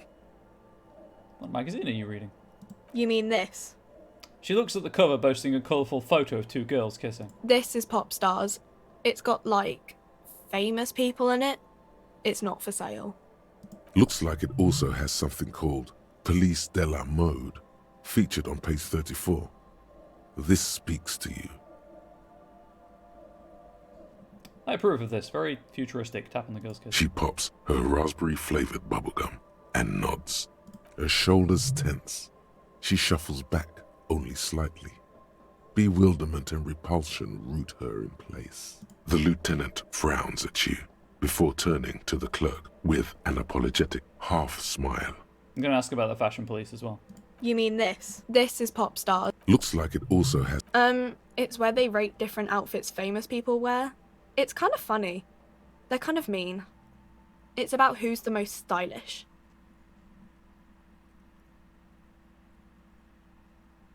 Point to her hat. I bet your hat would take the prize. No. I don't like it. I hate it. That's fair. We are not the fashion police. We're the real police. Okay, Lieutenant. I pick up what you put down. I have some questions. Before we go on, what is this Frita? I don't know. Frit? And what is Frit? A 7 to 11 grocery store. Why is it written with 3 T's? I think they think that the extra T makes it funkier. It doesn't. Choose on her gun with disgust. The story goes that normal Fritta, with 2 T's, a men's workwear shop in Vredefort, was already taken. So when Fritta Retail Inc. grew into a multinational corporation, they had to add an extra letter to avoid trademark infringement. Checks out. Let's proceed. I have some questions for you. Okay. I'm not really supposed to be chatting to anyone, but... She puts down the magazine. Can you tell me anything about the dead body? I don't really know anything. I mean, I know it's there, but I haven't seen it, so... How long has it been there? I don't know, really long. Did you know the man who died? Not really. Not really? Does it mean you knew him a little? No. I didn't know him at all. What do you think happened? I don't know. No need to worry. It's just standard procedure for us to ask around. If you hear anything, let us know, okay? Okay. She scratches her nose. Thank you for your help. Uh-huh. She brushes a strand of hair off her face and tries to return to her magazine. Gonna finish up this side of the map, depending on how large it is, and then take my wellness break. I'll let you all have the chatling, and you know, we know the chatling is the real star of the stream, so look forward to that in a couple of minutes.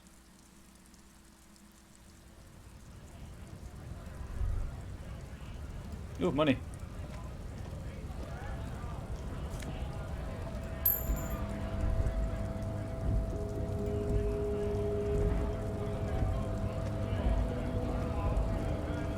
Please don't jump. Scab?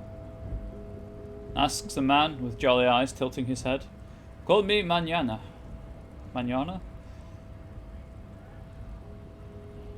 What exactly is a scab? A kind of a worm, content with mere survival.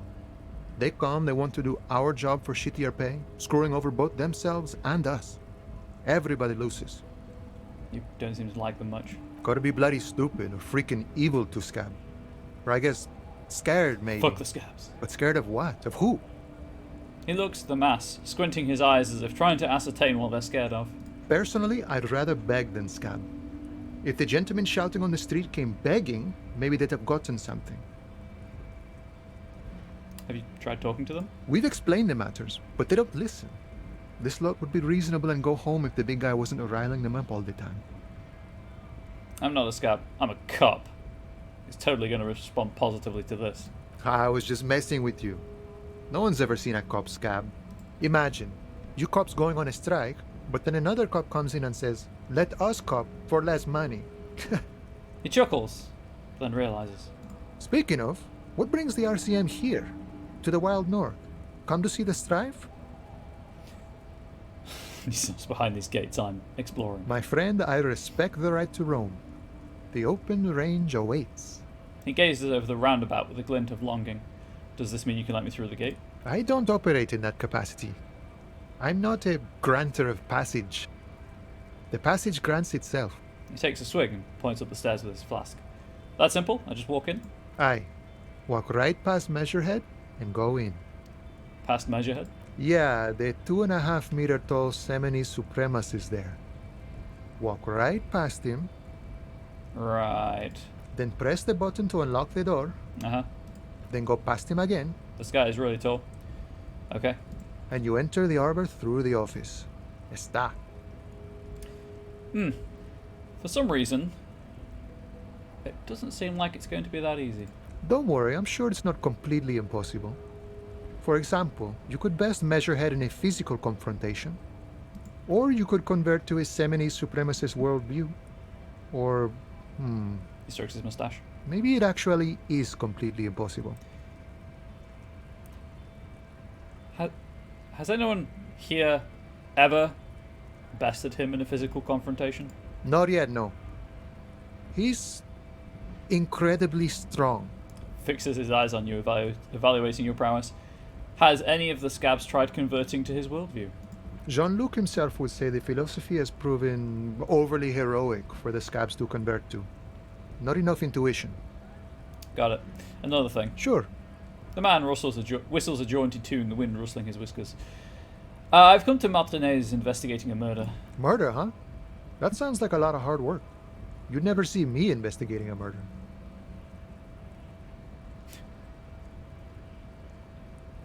Whisper. I have no idea what I'm doing. That's okay. I have no idea what I'm doing either. I don't even know what day it is. Don't tell me. It's a better day that way. I'm a bit short on money right now. Can you give me some of it? Sure thing, my friend. I can help you out. He flips the coin towards you. Oh, wait, we're going to try and catch it.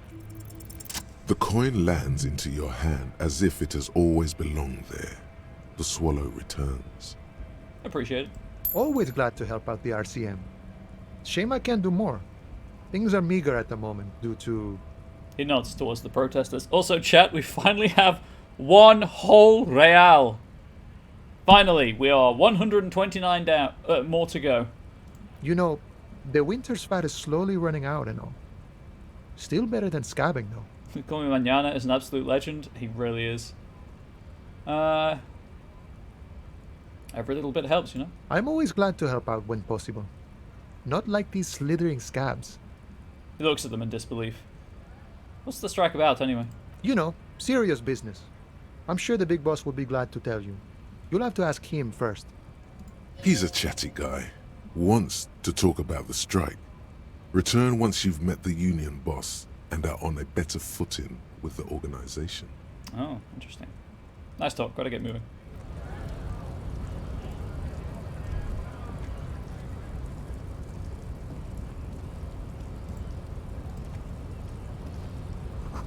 And notice, in case of a strike, press button behind guard.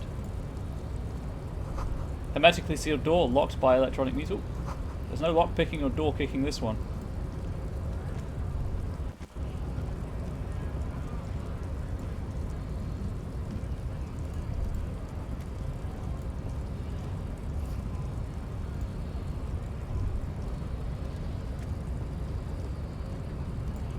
Hey, can I get past you, Measurehead? Nobody betrays your degeneracy.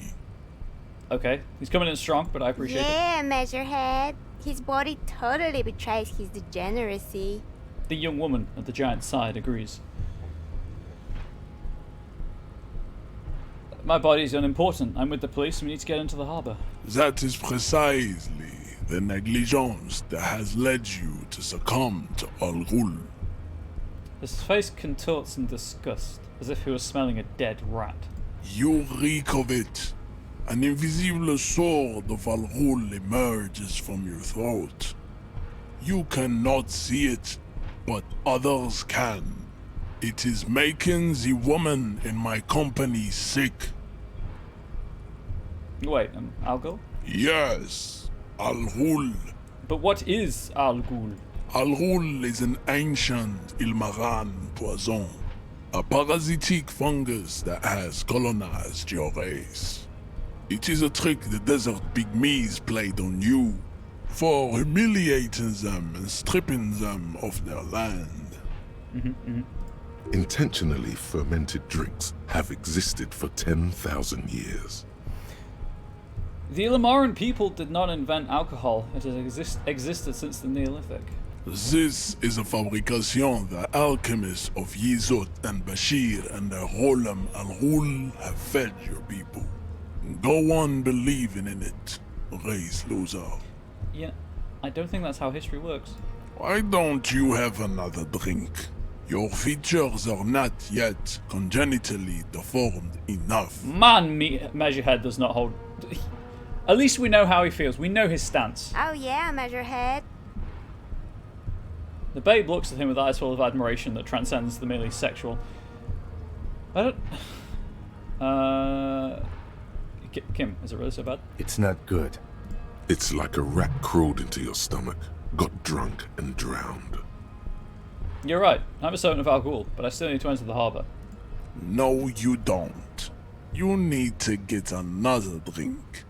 Occidental Haplogroup B4 is done giving orders around here. The influence of the ham sandwich race is waning. Yes, chap. The ham sandwich race. The servants of Al Ghul, also known as people. The race stuff is unimportant here. I just need you to help me do my job, please. Begging for help. Attempting to pass fear for cooperation. How far the Occidental Haplogroup has fallen. You were once a noble and powerful race. You gave the world eugenics, electricity, and powerful weapons of war like missiles and aerostatic aircraft. You made great gains in metallurgy, race theory, and statecraft. How did we go from Call Me Mañana to this a-hole? You dominated lesser cultures, like the deformed Hemians and the inexplicably potato-obsessed Khoikos. But now your ascent to the genetic summit has halted. You are obsessed with sadness and with frivolous pop culture. Because the void gives us meaning, pop culture gives us distraction from meaning. You will be superseded. Isn't that right, babe? It is, baby, yeah. You know it. Yeah, I'm gonna add racism to the content warnings. I've been wondering if I should, but apparently it's gonna keep recurring. I thought maybe it's just a one-off thing, but you know what? I'm just gonna. Oops.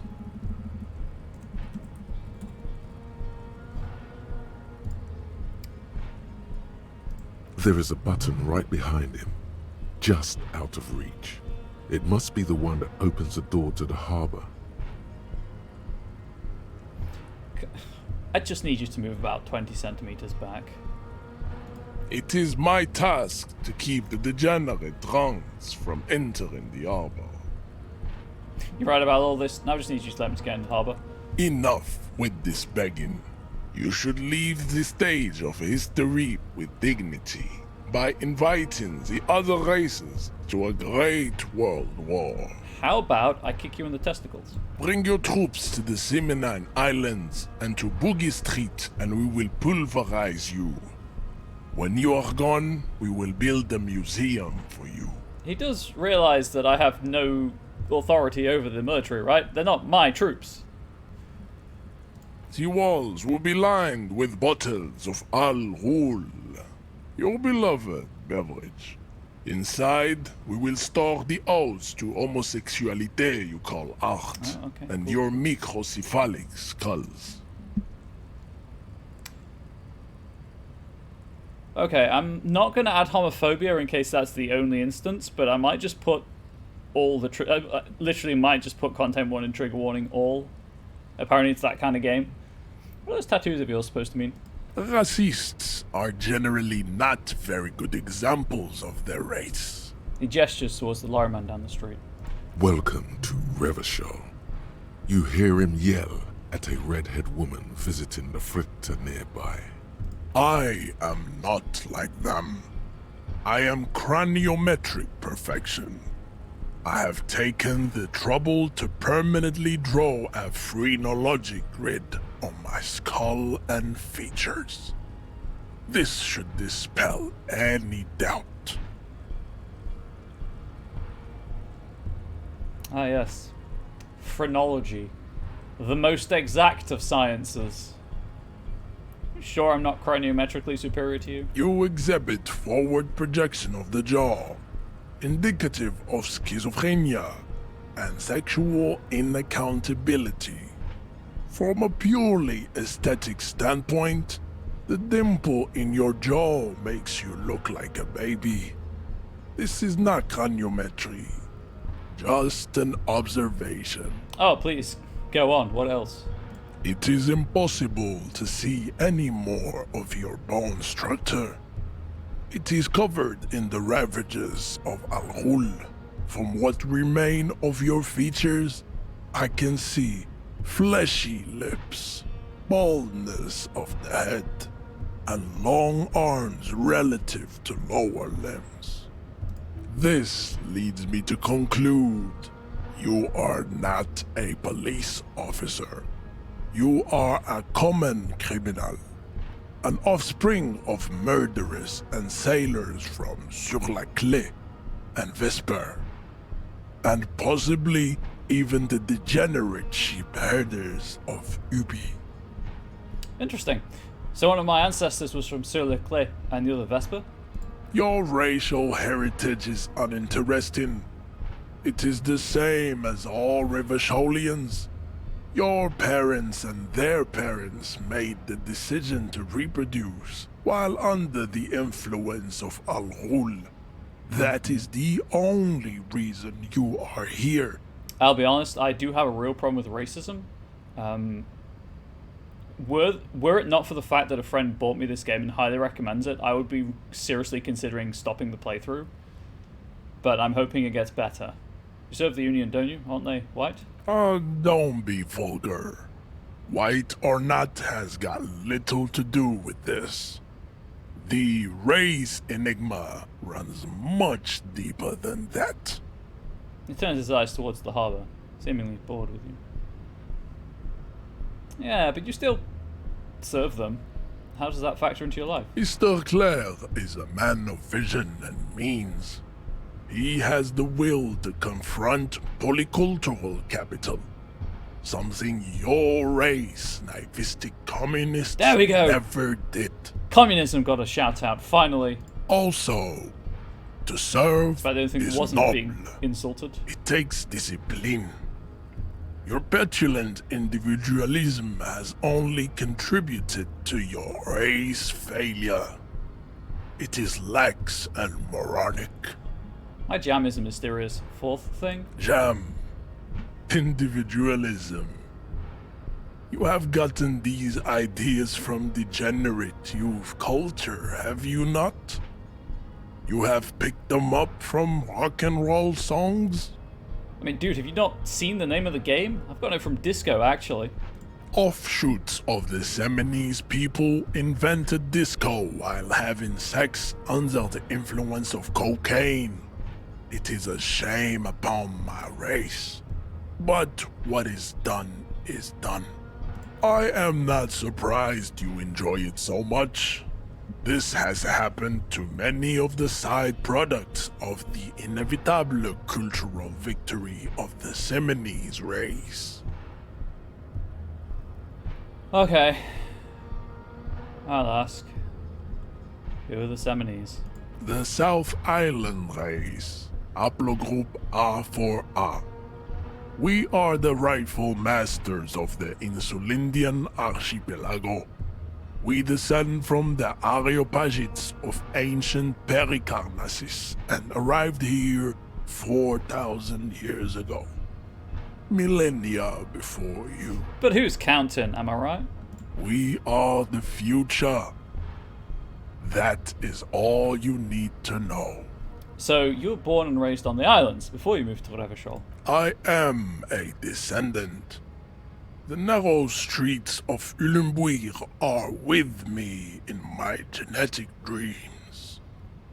I see young Seminese women walk into the grey mass on Ile de Fantôme, waiting on immaculate conception from the pale. So you did not come from the islands?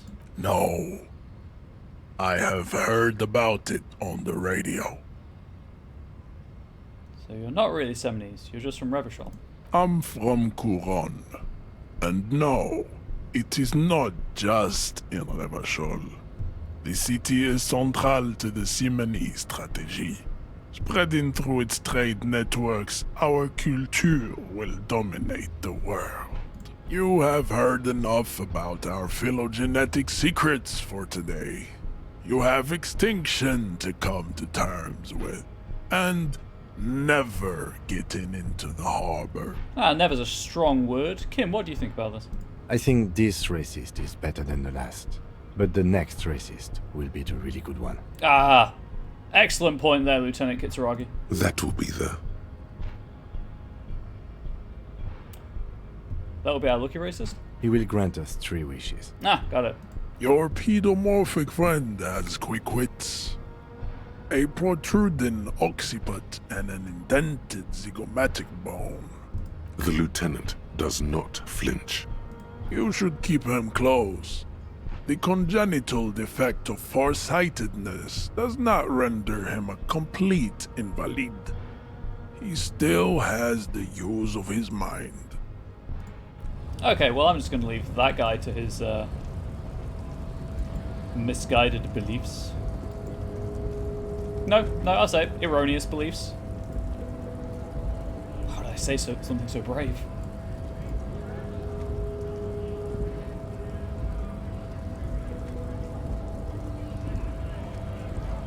I feel dirty having listened to that. It says GRIH.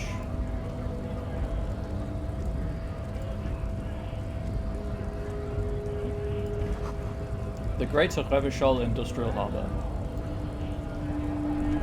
I think the last thing to do is talk to this individual and then... Oh, and then look at that, and then... Bastards! We have a right to work! The man yells towards the harbour gates. His voice is the loudest of the lot. Oddly screechy for a man his size. What's going on here? Hold up and stay frosty, everyone. Cops are here. The broad-shouldered alpha male turns to you. He's a full head taller than everybody else here. You here to fuck with us? Beat the honest worker down. Why should I? We're here to fight for a cause.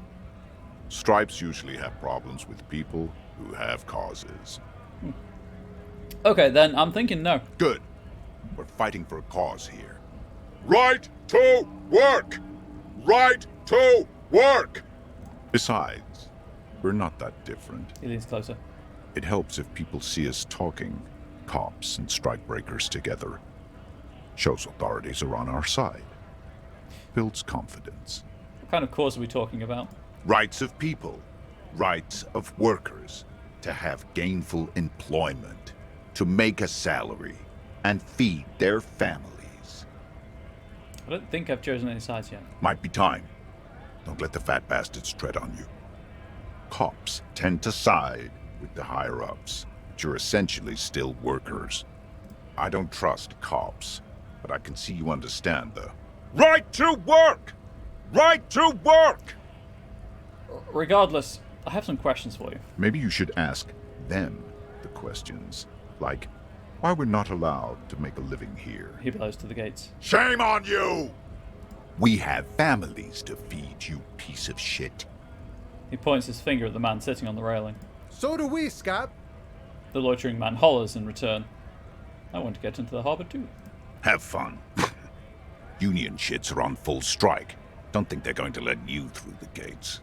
You trying to meet their fat boss? I'm interviewing people about a murder that took place here, behind the hostel cafeteria, though. I know nothing about a murder. His reply snappy and terse. Absolutely nothing?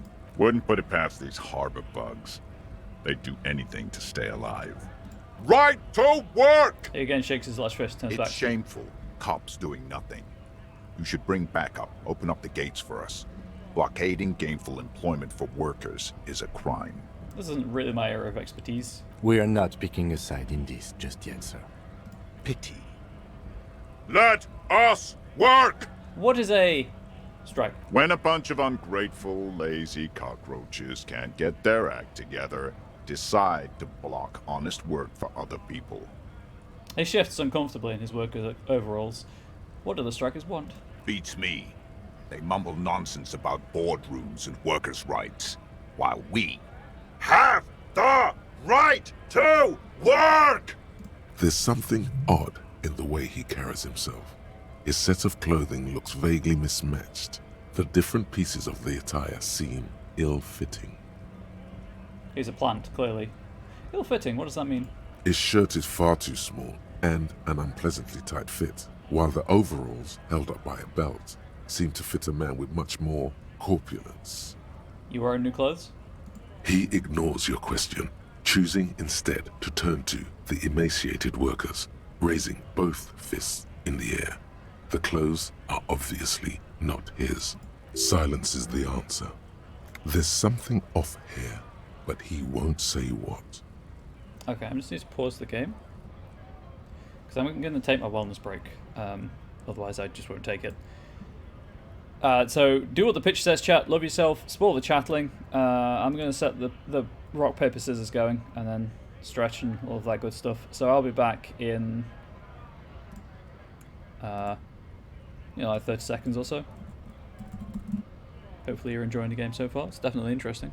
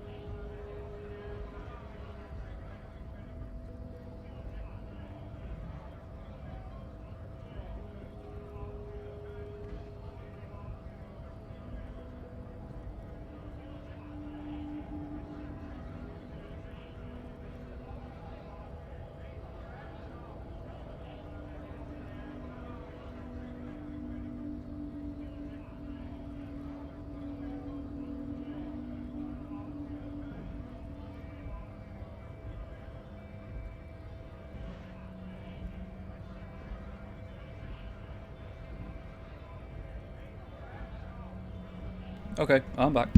Actually, I'm just going to take a sip of water.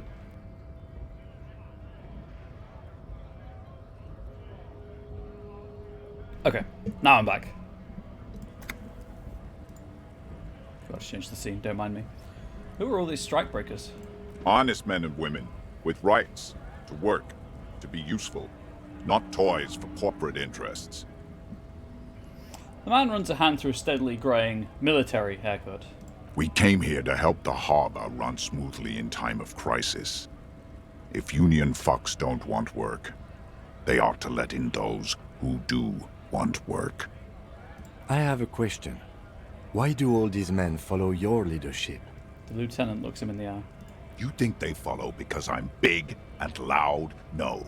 They follow the rules of the market, the rules of the economy, because they were given a job to do!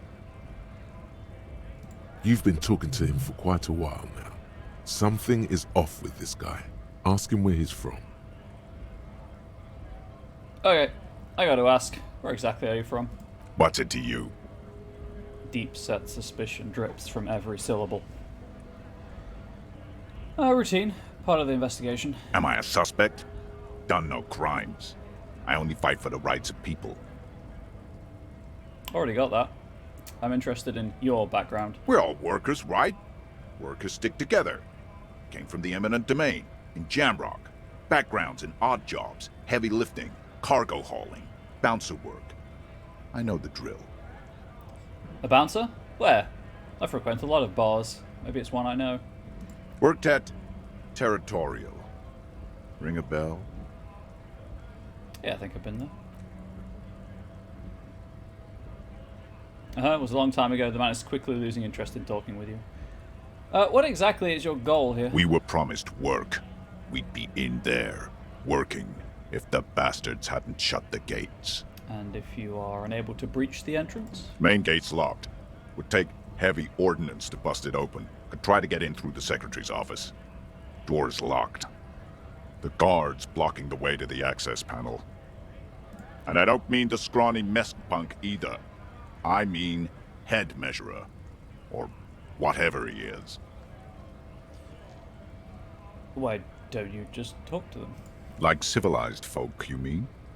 These native fucks don't understand civilized. Aha! We have found our lucky racist. The 3 wishes are ours. It would be better for the neighborhood if you went home. At least for now. What are you going to wish for, if you Cat? can't get in anyway.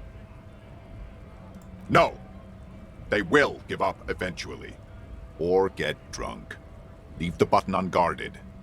Then we charge. The man rubs his jaw, a perfect, lightly bearded square wedge. You don't have any tips on how to punch a guy out, do you? Say a really big race theorist guarding a button. Not before you get in there and get your ass whooped. Learn by failure, I always say. He might have some advice, but you got to at least try to fight Measurehead first. Return if you fail. Oh, hello. I'm just going to leave now.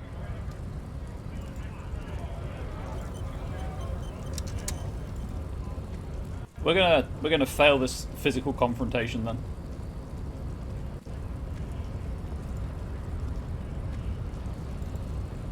Oh, double clicking run. Cool. Your race descent has only worsened since I last saw you.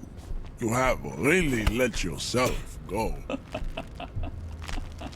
How did this happen? Your little fist is in his giant hand, and he's squeezing it. It hurts. Of course it hurts. I'm a tiny man. You must be out of your mind, degenerate drunk. Say it. I am a degenerate alcoholic. I'm a cop. Your fist cracks in his hand like a ripe apple. Pain shoots up into your brain as he's twisting it more and more. The words to the song have changed. Say, I am a violent drunk. No, I won't fucking say anything.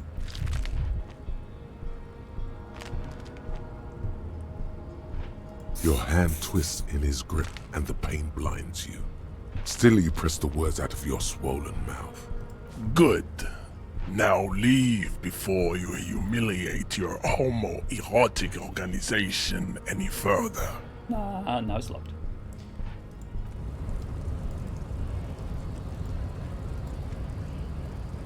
I'd appreciate it if you didn't force us into situations where I may have to shoot random civilians, because that won't get us anywhere. You couldn't see it to the webcam, but a huge speech bubble appeared on his portrait. I'm not even sure the one bullet my chamber holds would even prick that Hulk. But he's the one trying to provoke me. Alright,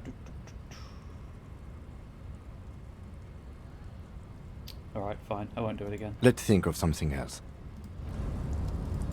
I only did that to learn what the guy down here will teach me, so.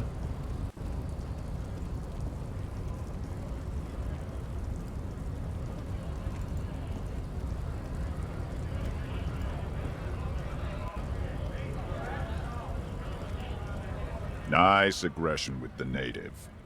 Don't let the chief fool you next time. You don't need to be that up in his face. Leave yourself space to move. Not bad advice, actually. This might do the trick. Let's talk about our right to work. Okay, I assume that allows me to try again, maybe. I need you to be my champion against Jean-Luc up there. No! I'm not a fighter. I'm a worker. It's gonna leave now.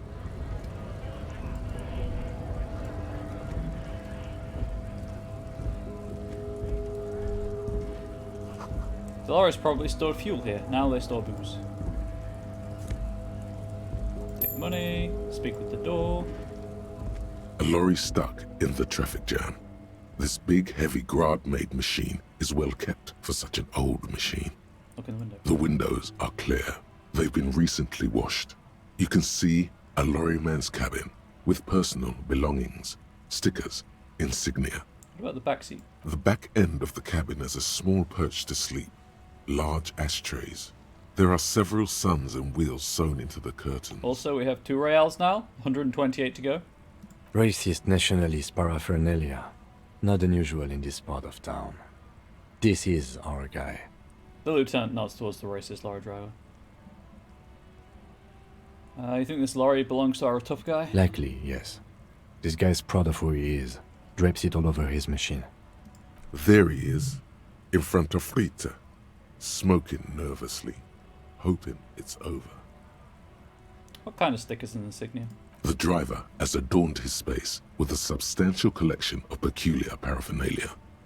Proclamations about honor, strength, and purity are glued to various panels. So I did it in that order just in case I only had time to look at one thing. A large metal pendant hangs from the rear view mirror. The pendant features a sun crowned with wavy rays.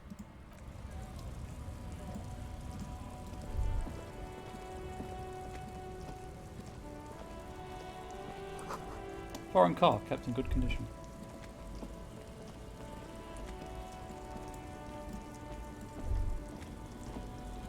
God, this area is huge. Oh gosh, this area is huge. The small, wrinkled woman does not greet you. She nods along to something on her radio. A photograph is clutched in her hands, and there is a warm smile on her face. Pale Driver is a metal AF name. The photo, an ambrotype from the turn of the century, as golden as her smile.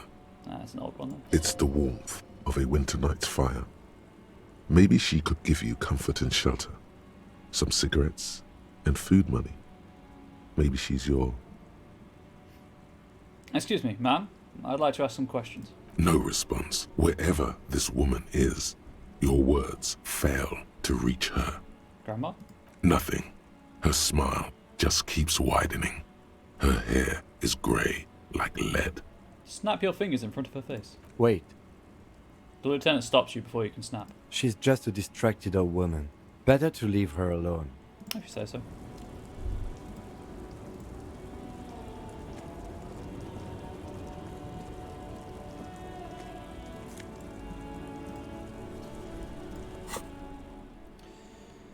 Okay, +1 physical instrument. So if I want tank top, gym vest, reeking of sweat, the sleeveless shirt is the best choice if you're not afraid to show off your masculine upper body and that hairy chest. Okay.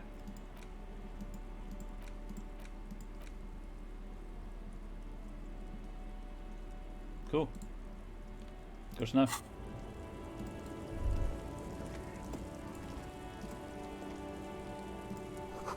Ruins full of snow. No one lives here anymore.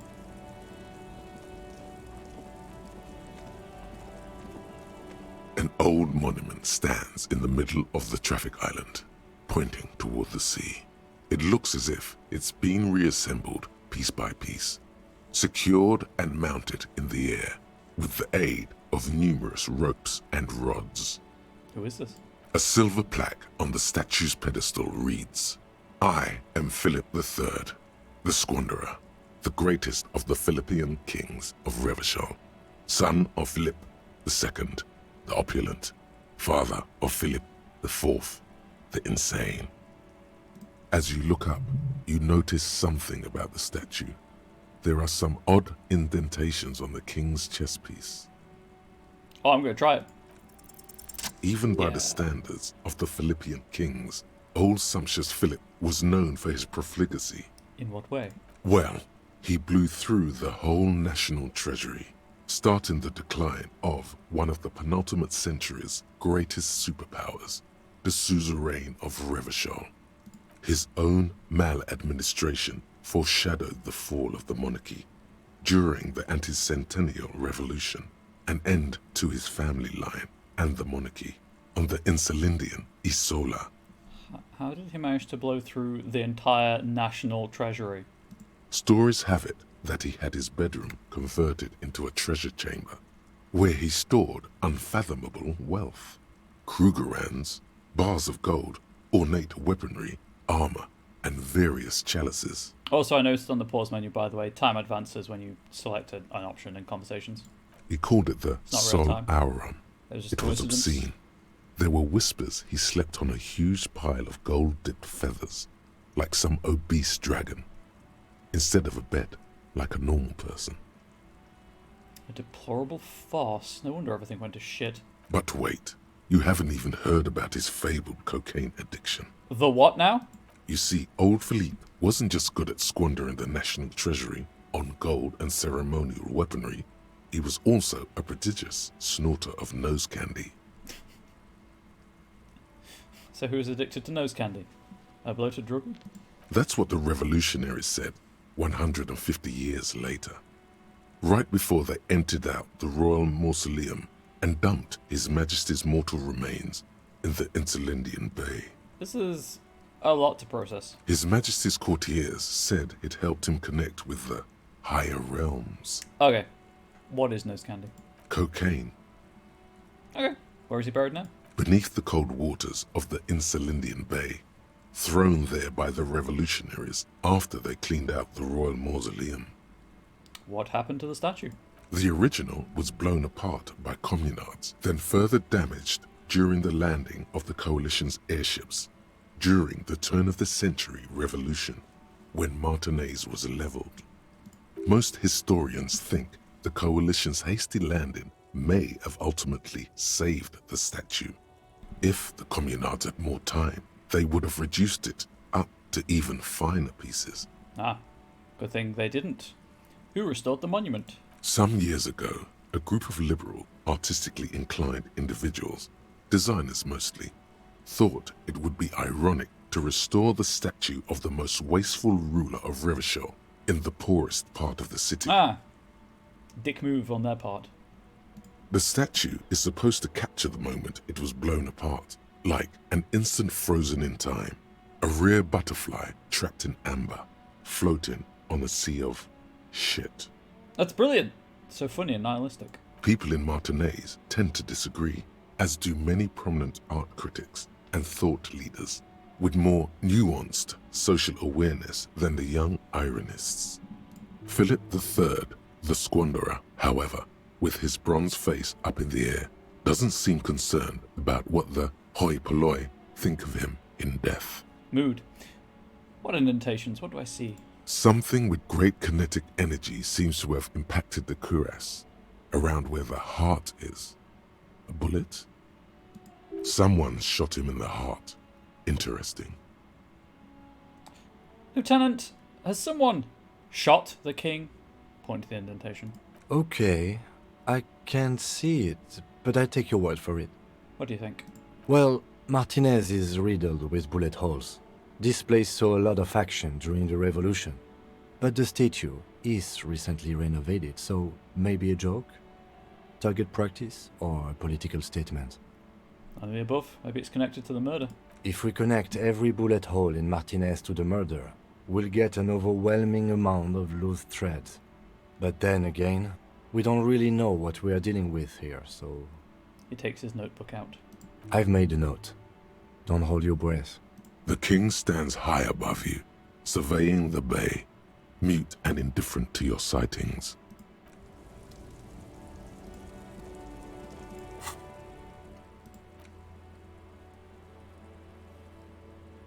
What?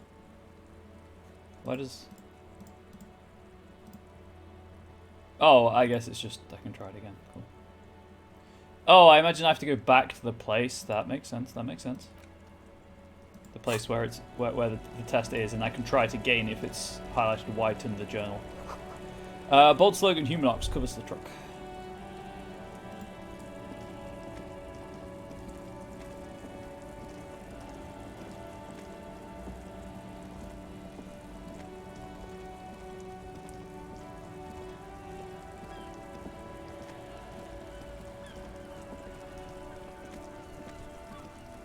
I am a gander and a hunter and a gatherer.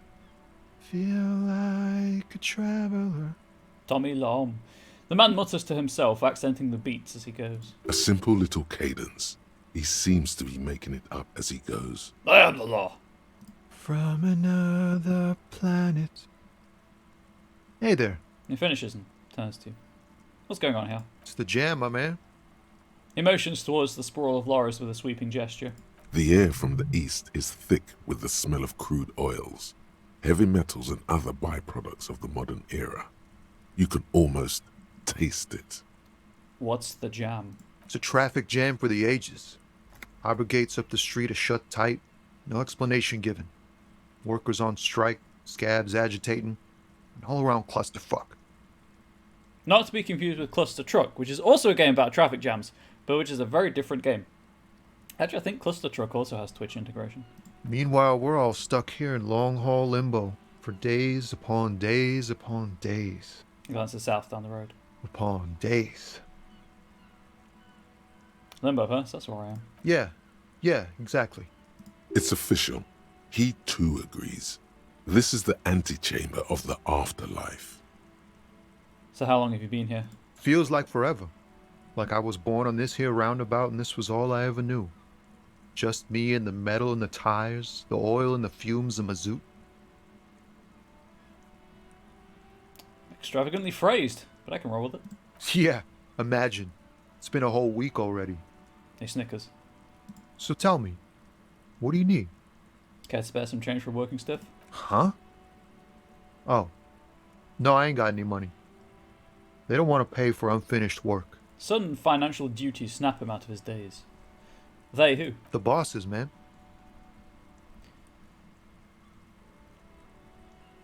I don't know who these bosses think they are, but that sounds like a good arrangement for them. Yeah, for them. Yeah, it sure ain't good for me. Or you. I'd spare a coin or two for a city cop down in his luck. If I had, say, 4 myself. Tell me about this strike. It's like, whatever's going on over at the docks. Workers got a blockade set up, making demands. No way in or out. Going on strike would probably help you dodge a bullet or two. I would. What's the union demanding? Some pretty wild stuff, I hear. Like a giant new power crane in half the company? I forget what exactly. Good on them, I guess. Well, if the old one's broken or endangered, then yeah, they should probably get new equipment. I've heard talk there's a company rep in town, too. Like a strike negotiator type. They'd know what's up. Precise demands and so on. Ah, yes, from the Wild Pines. We'll meet her soon enough, I'm sure. What do you think the company wants? They want to keep that money flowing in, my man. Ka-ching. Maybe I should go on strike. Maybe you should. Cops don't get paid much and the hours are long. Plus, you can get shot. Why not? He's asking all of the right questions. The RCM is a self-managing organization that operates on donations. We promote our own leaders. It would be like striking against your own mother. I guess you got a point there. Yes, but do continue. You were asking about the strike? Anything else I should know? Anything else? Yeah, this ain't really my area of expertise. I just do my job and get paid. I have things to do and places to be. All of us do. All of who? Us lorry drivers. Camionneurs, if you still hang around here waiting for this mess to end, most have scurried off somewhere to get drunk or high. Or laid. He smells Not awkwardly. that I blame them, really. Not my thing. Chasing transient pleasures is a drag these days. I prefer the examined life now. Thinking, reflecting, observing. He glances down the road towards the horizon, a glint of something in his eyes. He tries his best to look nonchalant, but there's a rigidity in him, as if trying to conceal something warm and deep beneath a cool exterior. I'm going to try it. Ease into it. Don't go too far. This seems like a personal matter. Hey man, what about your soul? Man, you look sad. What's going on with you? I'm okay, man. Just... the jams got me down. The fumes, the chemical rainbows, the tarpaulin stretched on the frames and the dull engines off. The man recedes into the days of his words. Maybe the full-on, direct approach wasn't correct. Damn, it's tricky business looking into someone's eyes and not doing it wrong. Yeah, I need to add more skill points to it. What are you hauling anyway? Oh, high-grade narcotics, illegal firearms, stuff like that. Wicked. Was once the friend in the underworld. Ha! No, I'm joking, my man. Found runs a nice, clean business. This haul of cargo is mostly sporting goods. You know, tracksuits and that kind of thing. They usually get shipped to Grad and the Occident. Though we've been making headway in the Il Moran market lately. That's your machine behind you? This rockin' beauty. Sure is. Like a rash you can't get rid of. You interested in heavy-duty cargo machinery? I might be. A motor lorry, also called a camion, on Caillou and neighboring islands. This one looks roughed up enough to be some sort of found rust bucket. Maybe the A6? That a Fallen A6 you got there? Good eye, my man. Yup, she's an old one, but reliable. Me and her spent a long time together. It's nothing illegal then? Not unless they've illegalized sports equipment while I was on the road. Could you get one of those Fallen tracksuits you're hauling? We're pals and all, but I can't just freely hand out the merchandise. The bosses won't be happy. You know what? I respect that. I shouldn't have asked. That's on me. Alright, I had another question. The man taps his fingers rhythmically against his arm. Another thing about the dead man, the one hanging behind the hostel there. He ain't one of us drivers. I know that. All accounted for. Otherwise, I haven't really asked about that. Been wasting time right here. Keep him busy. It's easy to see he's telling the truth. He's kept his nose out of the dark stuff. Busy? With what? Analyzing the fundamental structural and psychological conditions of being stranded in the midst of a sea of motor lorries and their sad, despondent chauffeurs. I feel like Tommy is a great guy to know. I dig it. I dig him. He's a great character. And your conclusion? A sense of surprise there ain't more bodies hanging from more trees. Fair, actually. Good for now. Good talk. Don't be a stranger. He gives you a salute with 2 fingers. Hey, that's my sign-off salute. Okay, before I interact with that. Some great tectonic forces cracked the pavement like an eggshell.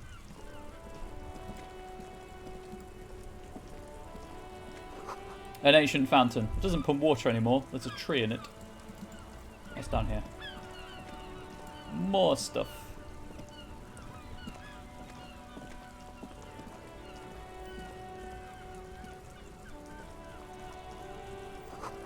Plastic wrap macaroni stamped with humanitarian aid. It says humanitarian aid tuna fish, not for resale. There are clothes inside.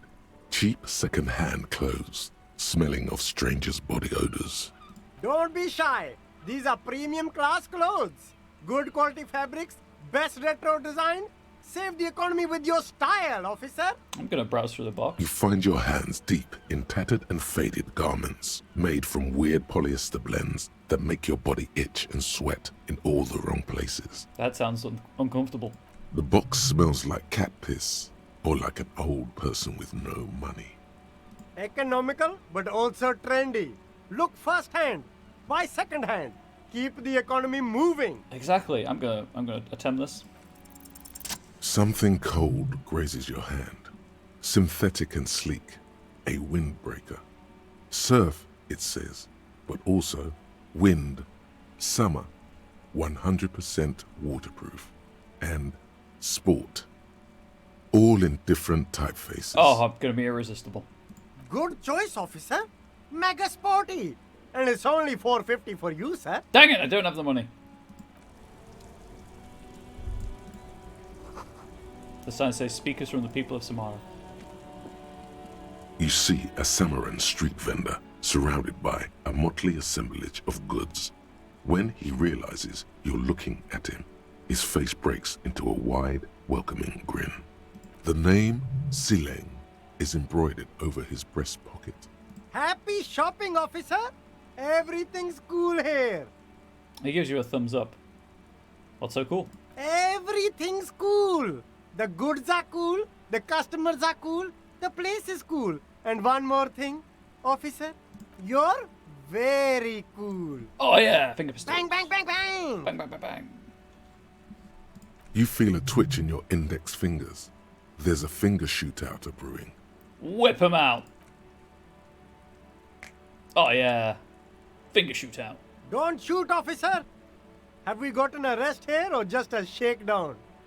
A shakedown. Good one, officer. You're a funny guy. Now, what can I do for you? He nods towards his shabby wares. This isn't a joke. Give me your money. I need money. Absolutely not. Just kidding. I'm really here to shake you down for some answers to official police questions. Then fire away, officer. Wait, what?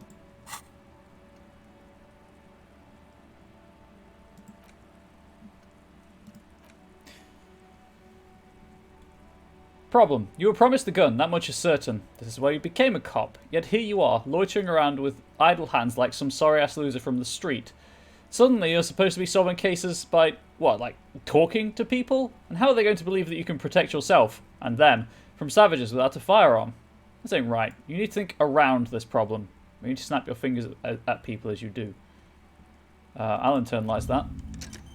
Why not? I can have 6 thoughts on it at the same time.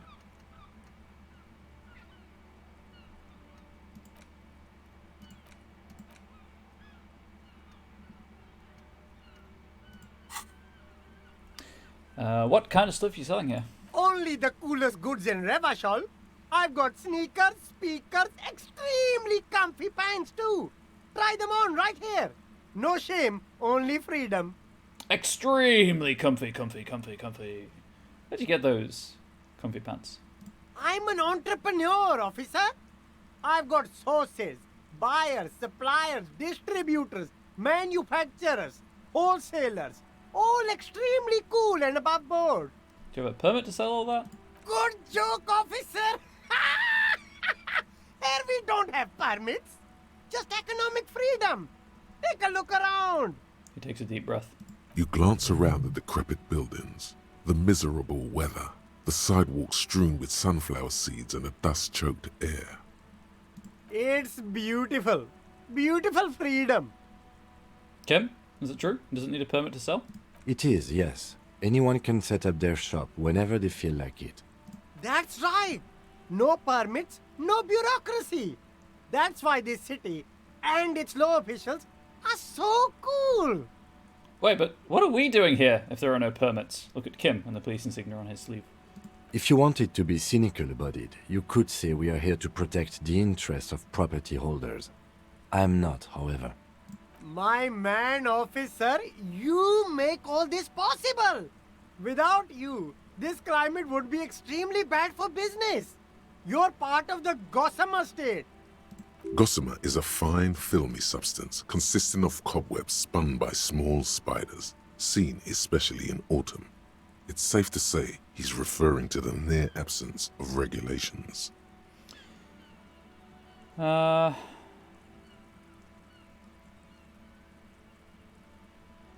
Then I'm protecting estate lawlessness. I'm not an officer of law. I'm an officer of common anarchy.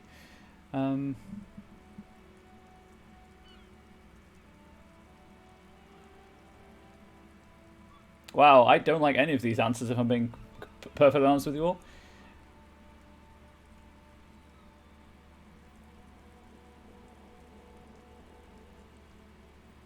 So cool guys protect businessmen while everyone else lives in the ruins. I can think of cooler things. Yeah, cool ruins. I get to sell quality goods like these by cutting out the middlemen. You don't have to rebuild your house, live in a crater, or in a tree. Where can you do that? Only here. Has he seen the corpse? Is there a discount for cool officers like me? No need for discounts at ceilings, officer. Everything's already on sale. Anything you want, 50% off. That's all then. Let me ask you something else. Anything for you. The food packages you're selling have humanitarian aid written on them. How come? You mean these delicious pre-packaged shelf-stable meal kits? Really easy to cook, no hassle, really cheap too. Buy some, try them out. I think one said not for resale on the packaging. No problem here, officer. I get all this from one of my suppliers, an extremely reputable guy. Wait. Humanex.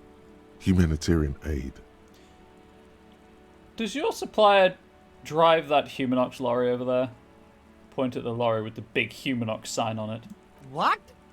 The street vendor looks over his left shoulder and stares at the lorry, as though he's never seen a lorry in his entire life. Look, officer, I'm just a retailer. You'd have to talk to my supplier if you got questions about the supply chain. That's how the game works. Wait, the gate. He broke the fourth wall. Interesting. The lieutenant whips out his blue notebook and makes a note. We'll need more if we're going to pin this one down, he thinks. Good questions, though. Sharp eyes, officer. Where are you from, Selene? Me? It's a boring story, officer. Who cares about the past? I'm all business now. All Revachol. This man probably comes from Seaguy, sometimes known as the Apricot Suzerainty, an archipelago in the Samaran Isola. You're from the Apricot Suzerainty, right? Seaguy, apricot, suzerainty. It's all the same to me. It's all cool. I'm interested in sales. Go ahead, let's make one. Super high quality, friendly prices. I'll attempt it. No need to dress this one up. Just tell him what you want. I want your money now. Oh, okay. But why, officer? I don't know. It's just the only thing I could come up with in my head to ask you. I need to get money somehow. Ah, yes. Money is very important. The street vendor nods, dead serious. Are you trying to ask for a bribe? If so, you're not doing a very good job. He looks at the vendor. Sorry, detective. The man grins as if the entire incident is already forgotten. I'll look around, thanks. This says food gift from the people of Messina.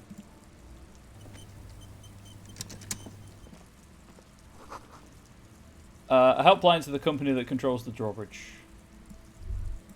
Ooh, what's this? There's a pile of cheap sunglasses in a small box. A variety of shapes and colors. You like sunglasses, officer?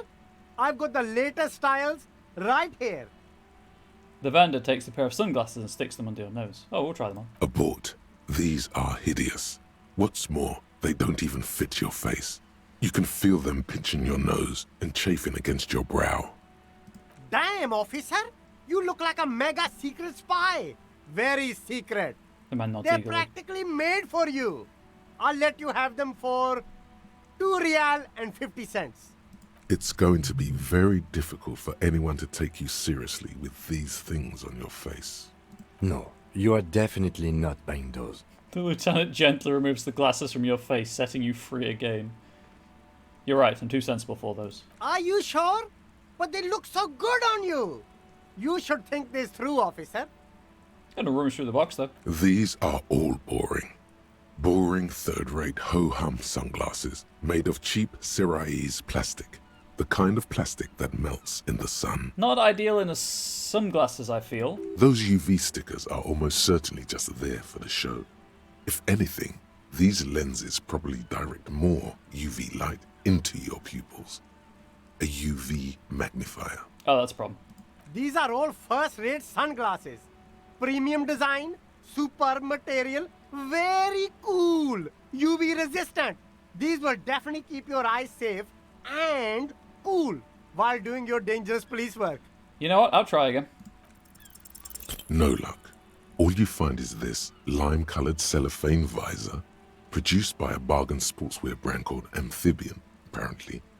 There's a malformed green frog on its bent cap. Oh, that visor is perfect for you, officer. It'll definitely keep the sun out of your eyes while you're shooting criminals. Bang, bang! And all for a mere 6 real. Oh dear. Hey, at least it might actually offer some protection against the sun. Not like those cheap plastic shades. Kim, a firefight's something we should be prepared for. I hope not. He says, looking up from his browsing. You don't like it? Sure, Square Joe. No problem. Let's get you some real shades. I will possibly be back if I remember that this area exists.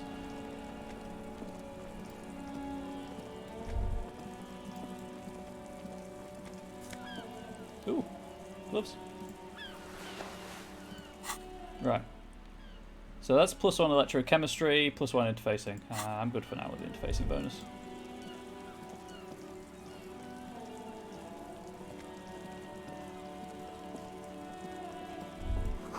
Waterlock out of order until Wednesday, 7:15 AM. Butter sign down. Good morning to you, officers. A burly man hangs out by the waterlock, carving up a generous serving of salami with an old hunter's knife. Salami. His eyes are fixed on a man stranded on the other side of the waterlock and on an enormous billboard that has fallen down into the canal between them. First things first. What are you doing here, man on the waterlock? My friend Barry the Butcher is stuck on the other side of the waterlock. I'm keeping him company and eating this salami. Hey, thank you for the resub, babe. Thank you for continuing to make that mistake. I really appreciate it. Oh, some of those follow alerts just went flying out of that cup. Hey, now we can actually read the cup again, though, so there's that. How you doing, beautiful? He's eating Barry's salami. From the corner of your eye, you see a man in a yellow shirt and grey overalls waving at you from across the canal. He seems disappointed about the wreckage on the waterlock and the salami. It's very busy still. I'm sorry to hear it. I'll be down in like half an hour or so, and I'll start some food going. Very good stuff. Anything I can do for you, officer? The man on the waterlock picks the skin off a slice of a salami. Takes a sizable bite. Do you know what caused this wreckage? Point at the smashed billboard in the canal. I wasn't here to witness it, but those look like tire tracks on that sign. Weird, huh? Then again, plenty of daredevil drivers in Rivershoal. The words daredevil driver sound ominous to you. Uh-oh. Too bad it also takes a year and a day to repair anything around here. Especially a waterlock. The rest of the coast is closed off till then. Do you know what's further down the coast? Well, there's the fishing village, an abandoned fish market, a bizarro church. Not much use to the congregation, though. There always seems to be something wrong with it. He thinks for a moment. Yeah, not really much else. Just bombed out ruins. Can I have some of that salami? Point at his food. Sure thing. He cuts off a slice of salami. It is salty. It is savory. It is chewy. The hangover only makes the salami more tasty. Okay, we're back at full health. Want some too, officer? He turns to the lieutenant. Why not? The lieutenant ponders the offer for a moment, then decides to go for it. He takes a slice of salami from the man and chews on it. Right, bye. A couple of indicator lights are missing from this control panel. Loose wires dangle from the now vacant holes. In the middle is a lever. Beneath it, a small metal plaque. This panel usually closes the waterlock, turning it into a bridge that lets you cross the canal. But there's a crashed salmon and butter sign in the way. Pulling the lever probably won't do anything. I'm gonna pull it anyway. Pull the lever, crunk! You pull the lever all the way up until the metal clicks against the contact pins. You hear a soft clunk. Then, nothing happens. Push it harder. Nothing happens. A cold gust of wind blowing in from the sea interrupts the silence of the situation. The lieutenant hums to himself while staring at your activities. A spring brings the lever back to its original position. You still need to close the water lock to get across the canal. Some other way. Wasn't there a sign over there saying functionality will be restored on Wednesday morning? There was indeed. It is day 1, but day 1 in the journal is Monday, I believe. Yes, Monday. So I guess this is a time task.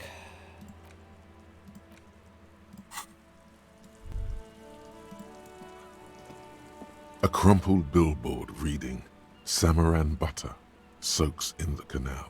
2 ugly lines mar the bright countenance of the blonde boy depicted. The sign billboard has fallen on the waterlock, keeping it open, and thus out of order. What is Samaran butter? Whatever it is, the boy on the billboard seems very happy about it. Goat milk butter. The Samaran terrain makes it easier to raise goats than cows, and the local goat farmers produce high-quality meat and dairy staples that add variety to other nations' diets. This narrator doesn't have a consistent pronunciation of Samaran or Samaran. It's an acquired taste. Okay, we're going to attempt to reconstruct what happened here. Judging by the size of the impact and the parallel lines of burnt rubber, the cause was probably a motor vehicle. Oh, that's a really cool representation, actually. I like it. Side slip marks indicated that the vehicle was traveling up the crater at 35 kilometers an hour. The black marks on the roof indicate that the vehicle vaulted from the crater to the roof of the shack. The panel served as a takeoff ramp. This could be how they got away after murdering the guy in the tree as well. The vehicle soared through the air, hitting the billboard and upsetting the posts. Then it continued its flight, taking the billboard with it. The sign broke the vehicle's fall into the canal. The Samaran butter billboard still looks freshly painted, suggesting it took the plunge recently, within the past 72 hours. Gasp.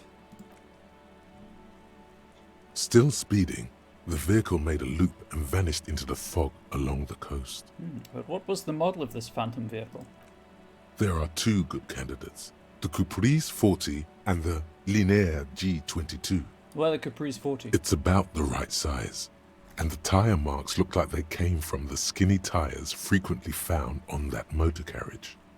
The Caprice 40 is a very popular model, with bank clerks, topping pie delivery drivers, secondary school teachers, cops, strippers dressed as cops, undressed strippers. Okay, I don't understand the emphasis on strippers there, but sure. Why the Linéaire G22? Very sturdy but light motor carriage. More likely than most to survive that jump. The Linéaire G22 is not a particularly popular model due to its peculiar proportions, which the manufacturer's design team probably thought about for too long. Why not? You'd have to follow the tracks to be sure. And blink. The lieutenant looks on, waiting for you to wrap up your analysis. Any theories about what happened here? Some top shelf shenanigans. Want to meet the driver and shake his hand? It looks like someone was in a real hurry. What kind of car do you think it was? I think it was a Caprice 40. That's quite likely, from what I can tell. I have no idea. Who could it have been? We're not traffic cops. Should we get back to the murder? We should bring this driver to justice. If we must. I'm not expecting him to get far with this, the lieutenant consoles himself. Ah, yes, but we can try. Dang it. We can try.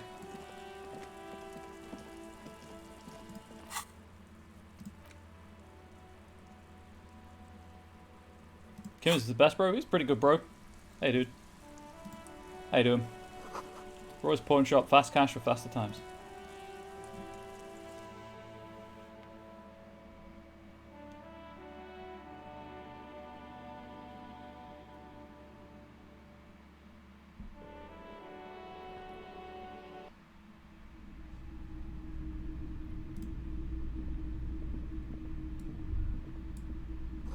Some kind of machine, an antique cash register?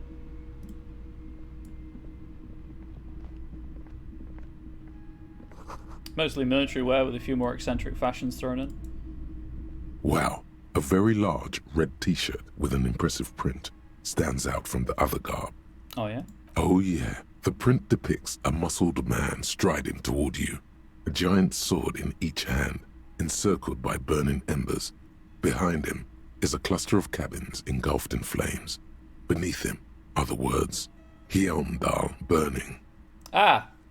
It's a band tee, gotcha.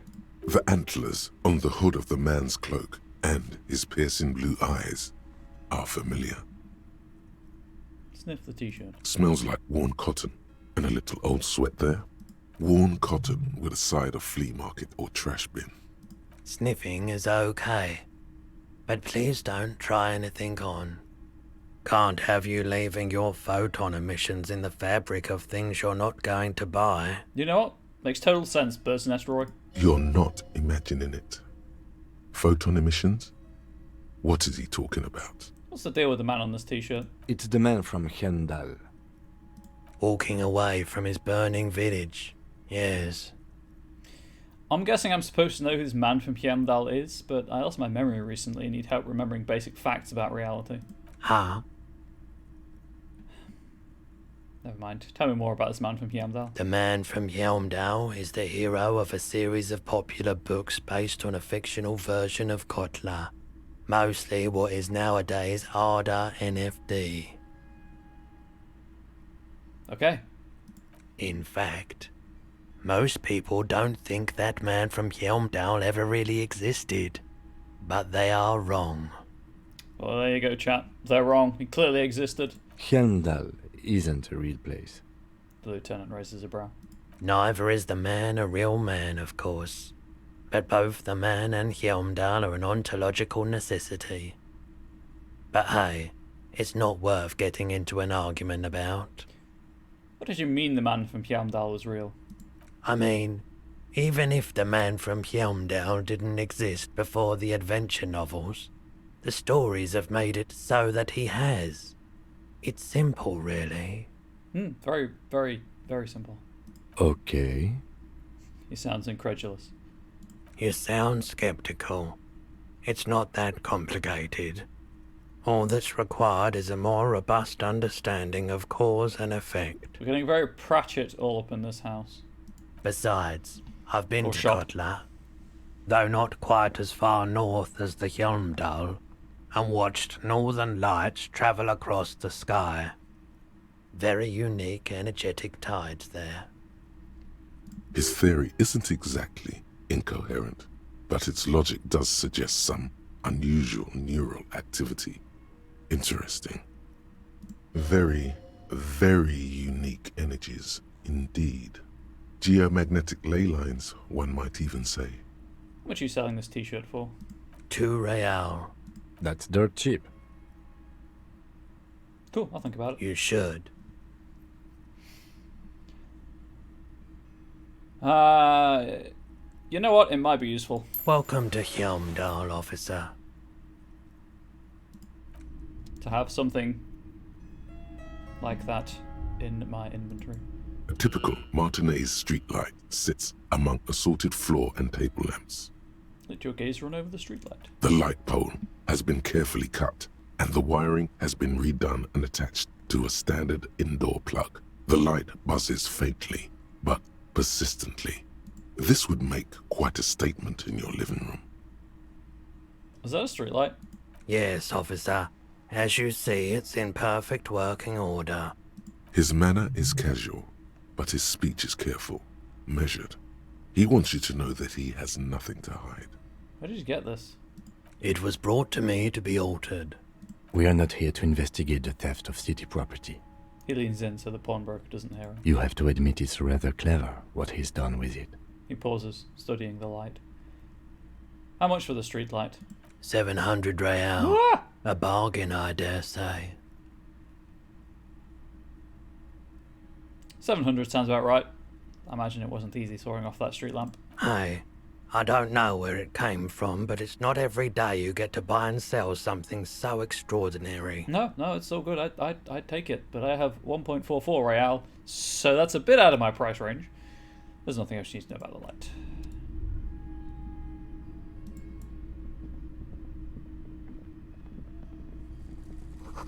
In the dark, a film projector is whirring away.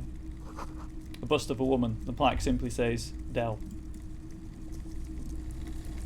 You see rows of toy soldiers guarding the rest of the trinkets displayed on the table. Some on horseback, others in rags, others yet in bright blue uniforms. All are stern and unyielding in their duty. Try to find something pretty and cool here, then use it to win her back. Win her back? Yes. Buy something nice. A figurine. Inspect the lights on horseback. Big men on big horses, clad in lamella armor and carrying flintlocks, the kind that would mow down a line of enemy soldiers in the blink of an eye. Who are they? Franco-Nigerian knights. I used to be very serious about these guys.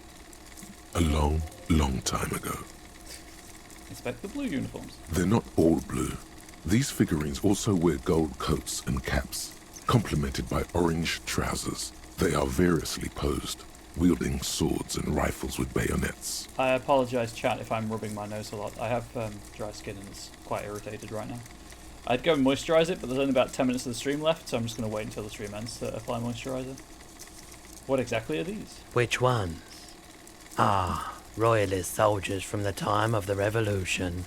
The uniforms are painted a bit too brightly, I suppose. Inspect the figurines and rags. This set of soldiers isn't meant to look impressive. A few have rifles, but most of them carry pistols.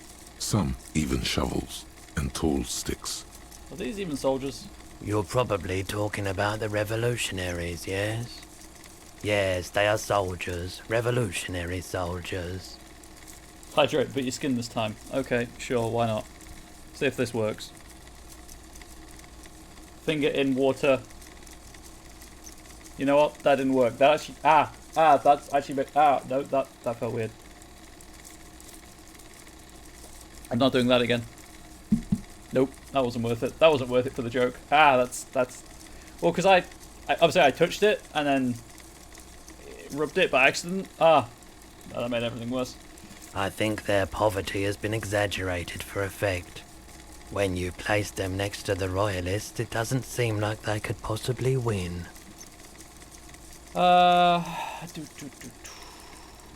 It's impossible to win against the cohorts of capital. Ask my friend Garter, whose bitch it made me. Okay. I don't like either set too much, to be honest. I'm going to dig up a truly cool figurine from the box under the table. Why? What's this? A headless man riding a horse? A headless man wearing futuristic tracksuit trousers that say found. Mac Socialist Cop. What is this? Oh, that's the Headless Phone Rider. Who? The Headless Phone Rider. It's an urban legend about a man who rides the streets of Revachol sporting a fawn tracksuit. As you see, he's missing his head. He points at the decapitated figurine, and you know what? Really, that's all we need to know. It says exactly on the tin who he is, what he's about. He's headless, he's a horse rider, and he wears a fallen tracksuit. Do we need to know more? The mystique is everything. This man is perfectly branded. The mystique pulls you in, and you'll never discover any more about him. 50 cents. Bargain price. I'll throw in the tiny cap too. I think he's looking for it, or something. That part of the story has many interpretations. Sold to the detective with poor impulse control. Did I mention that this figurine is supposed to be lucky? Always carry it with you. Grand. That was that. The boomboxes on the shelf look well-loved and well-travelled. Chipped, dented, they stare at you with the unblinking eyes of their tape reels. Oh, tape reels, you say? Stand on the tips of your toes to see more. One especially catches your eye. Deep gold and amber plastic with a big old handle on top. A classic boombox that says Stereo 8 approved. Hadn't played it since the voice update. That is a voice and a half. What, the narrator voice? It is. You can set it so you only have the narrator actually, and the characters aren't voiced, I think. I should really save the game at some point. Options.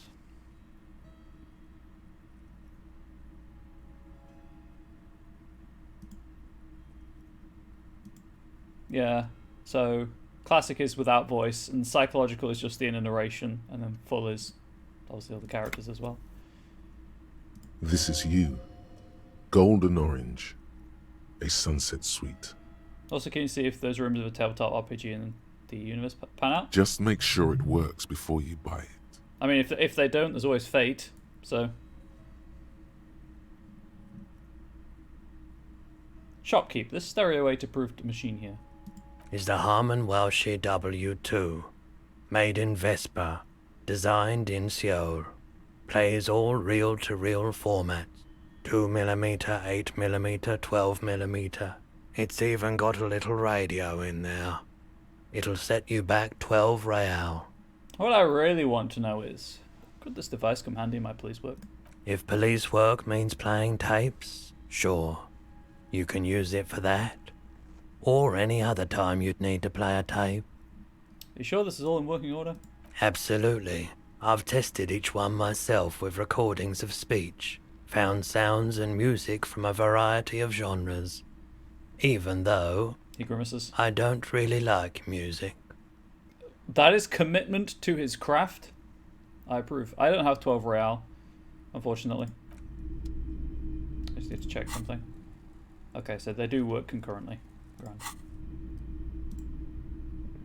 It's not often that I see officers from the RCM in my pawn shop. The man at the counter turns to you slowly. What can I do for you? He asks. You know what? I don't think Bird's Nest Roy does anything quickly. His courtesy is not insincere, but he prefers being alone with his projector, just watching the movement of light across the walls of the shop. Sorry, I feel like I'm interrupting you. Oh no, not at all. I guess I haven't had many customers lately. RCM or otherwise. Who are your customers usually? All kinds of people come through here. Locals, travellers, people looking for a deal, people looking for a keepsake. People who are terminally bored. Ah, that last category, that's my that's the audience I'm aiming for on Twitch, so well done. As you can see, I have a wide selection of goods for everyone to choose from. Not quite the collection indeed. It keeps me entertained. His attention is drawn once more to the play of light and shadow on the walls behind you. He's well composed, but underneath it you sense psychedelic processes bubbling. Some kind of drug, maybe. Whereas prices are strange, odd brain activity, composure noticed, psychedelic. 92% chance to succeed? Yeah, I'll go for it. Feeling warm and enthralled by the movement of light, while the mind continues to race forward. Lucky bastard. He's probably on Parolidon. It's tough to come by on the street. Parolidon? What is that?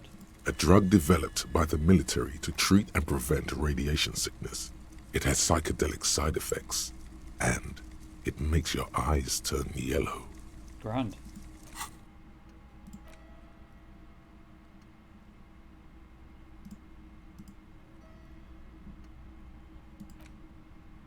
Okay, I've done it. Hang on, did I just mess that up? I sure did. There we go.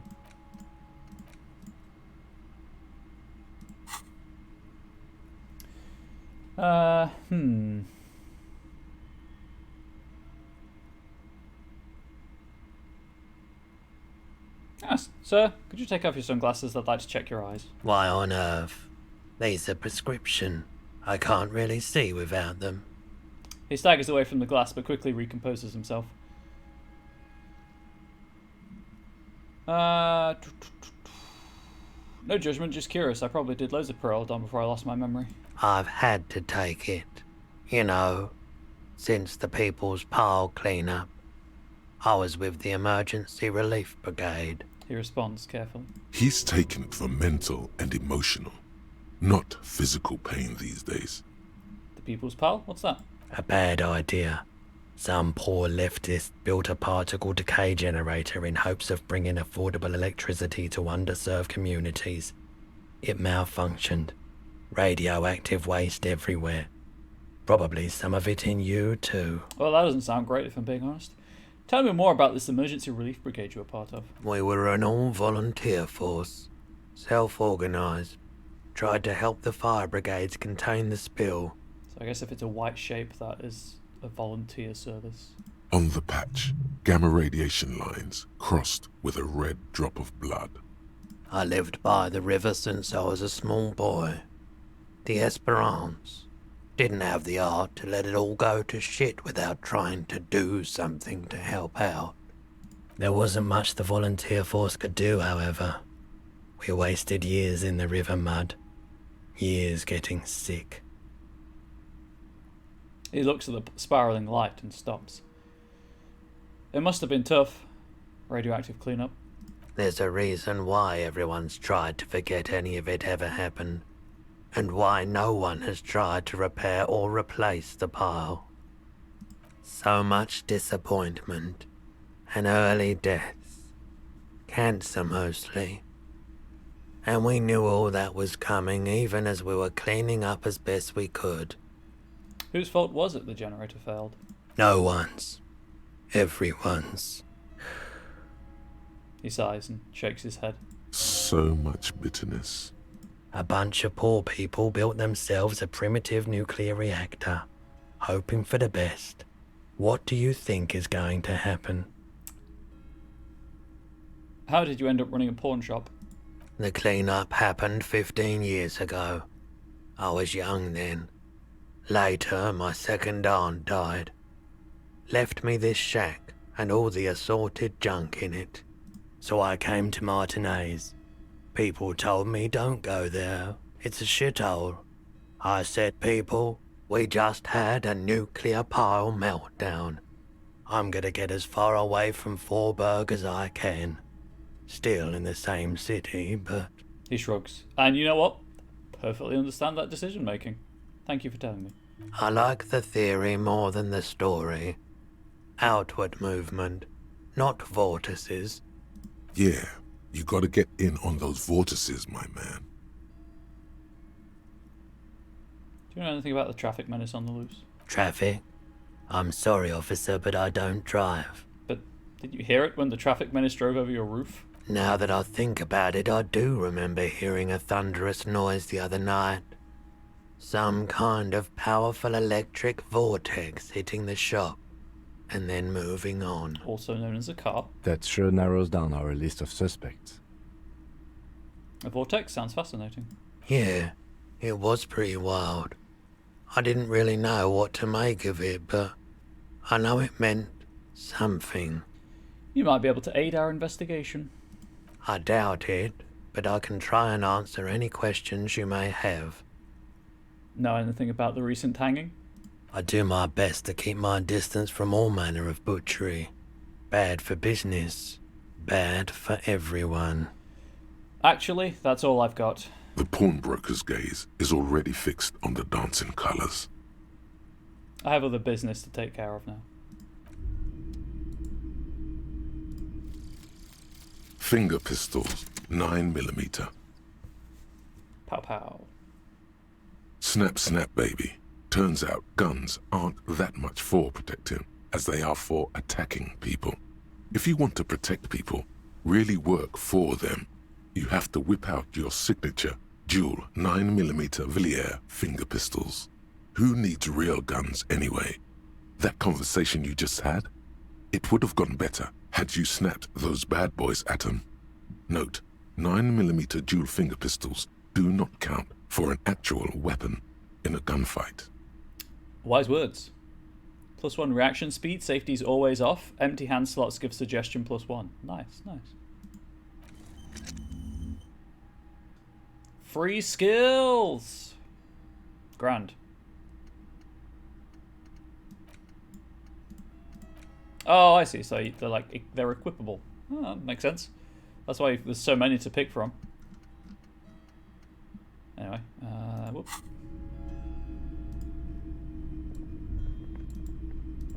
Sorry, we haven't used the chat integration all that much this stream chat. I'm leaving it to really momentous decisions.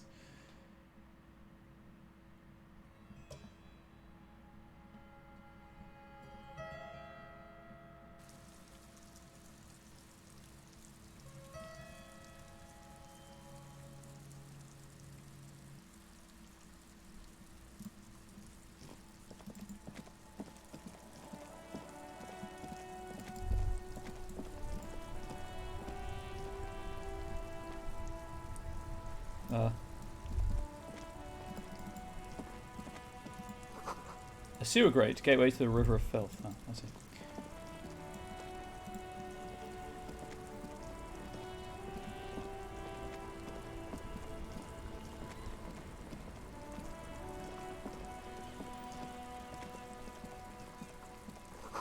Tire tracks leading onto the roof. The slush and rain have almost washed them off.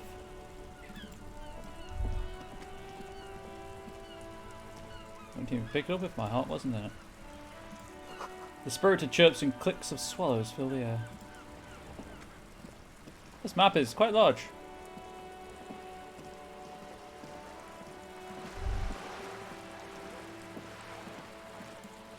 You know what? I'm going to stand back here and I'm going to save and quit. So I've got people to talk to. Anyway,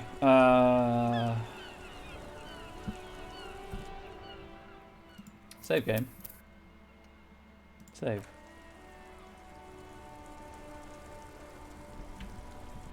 Okay, so here endeth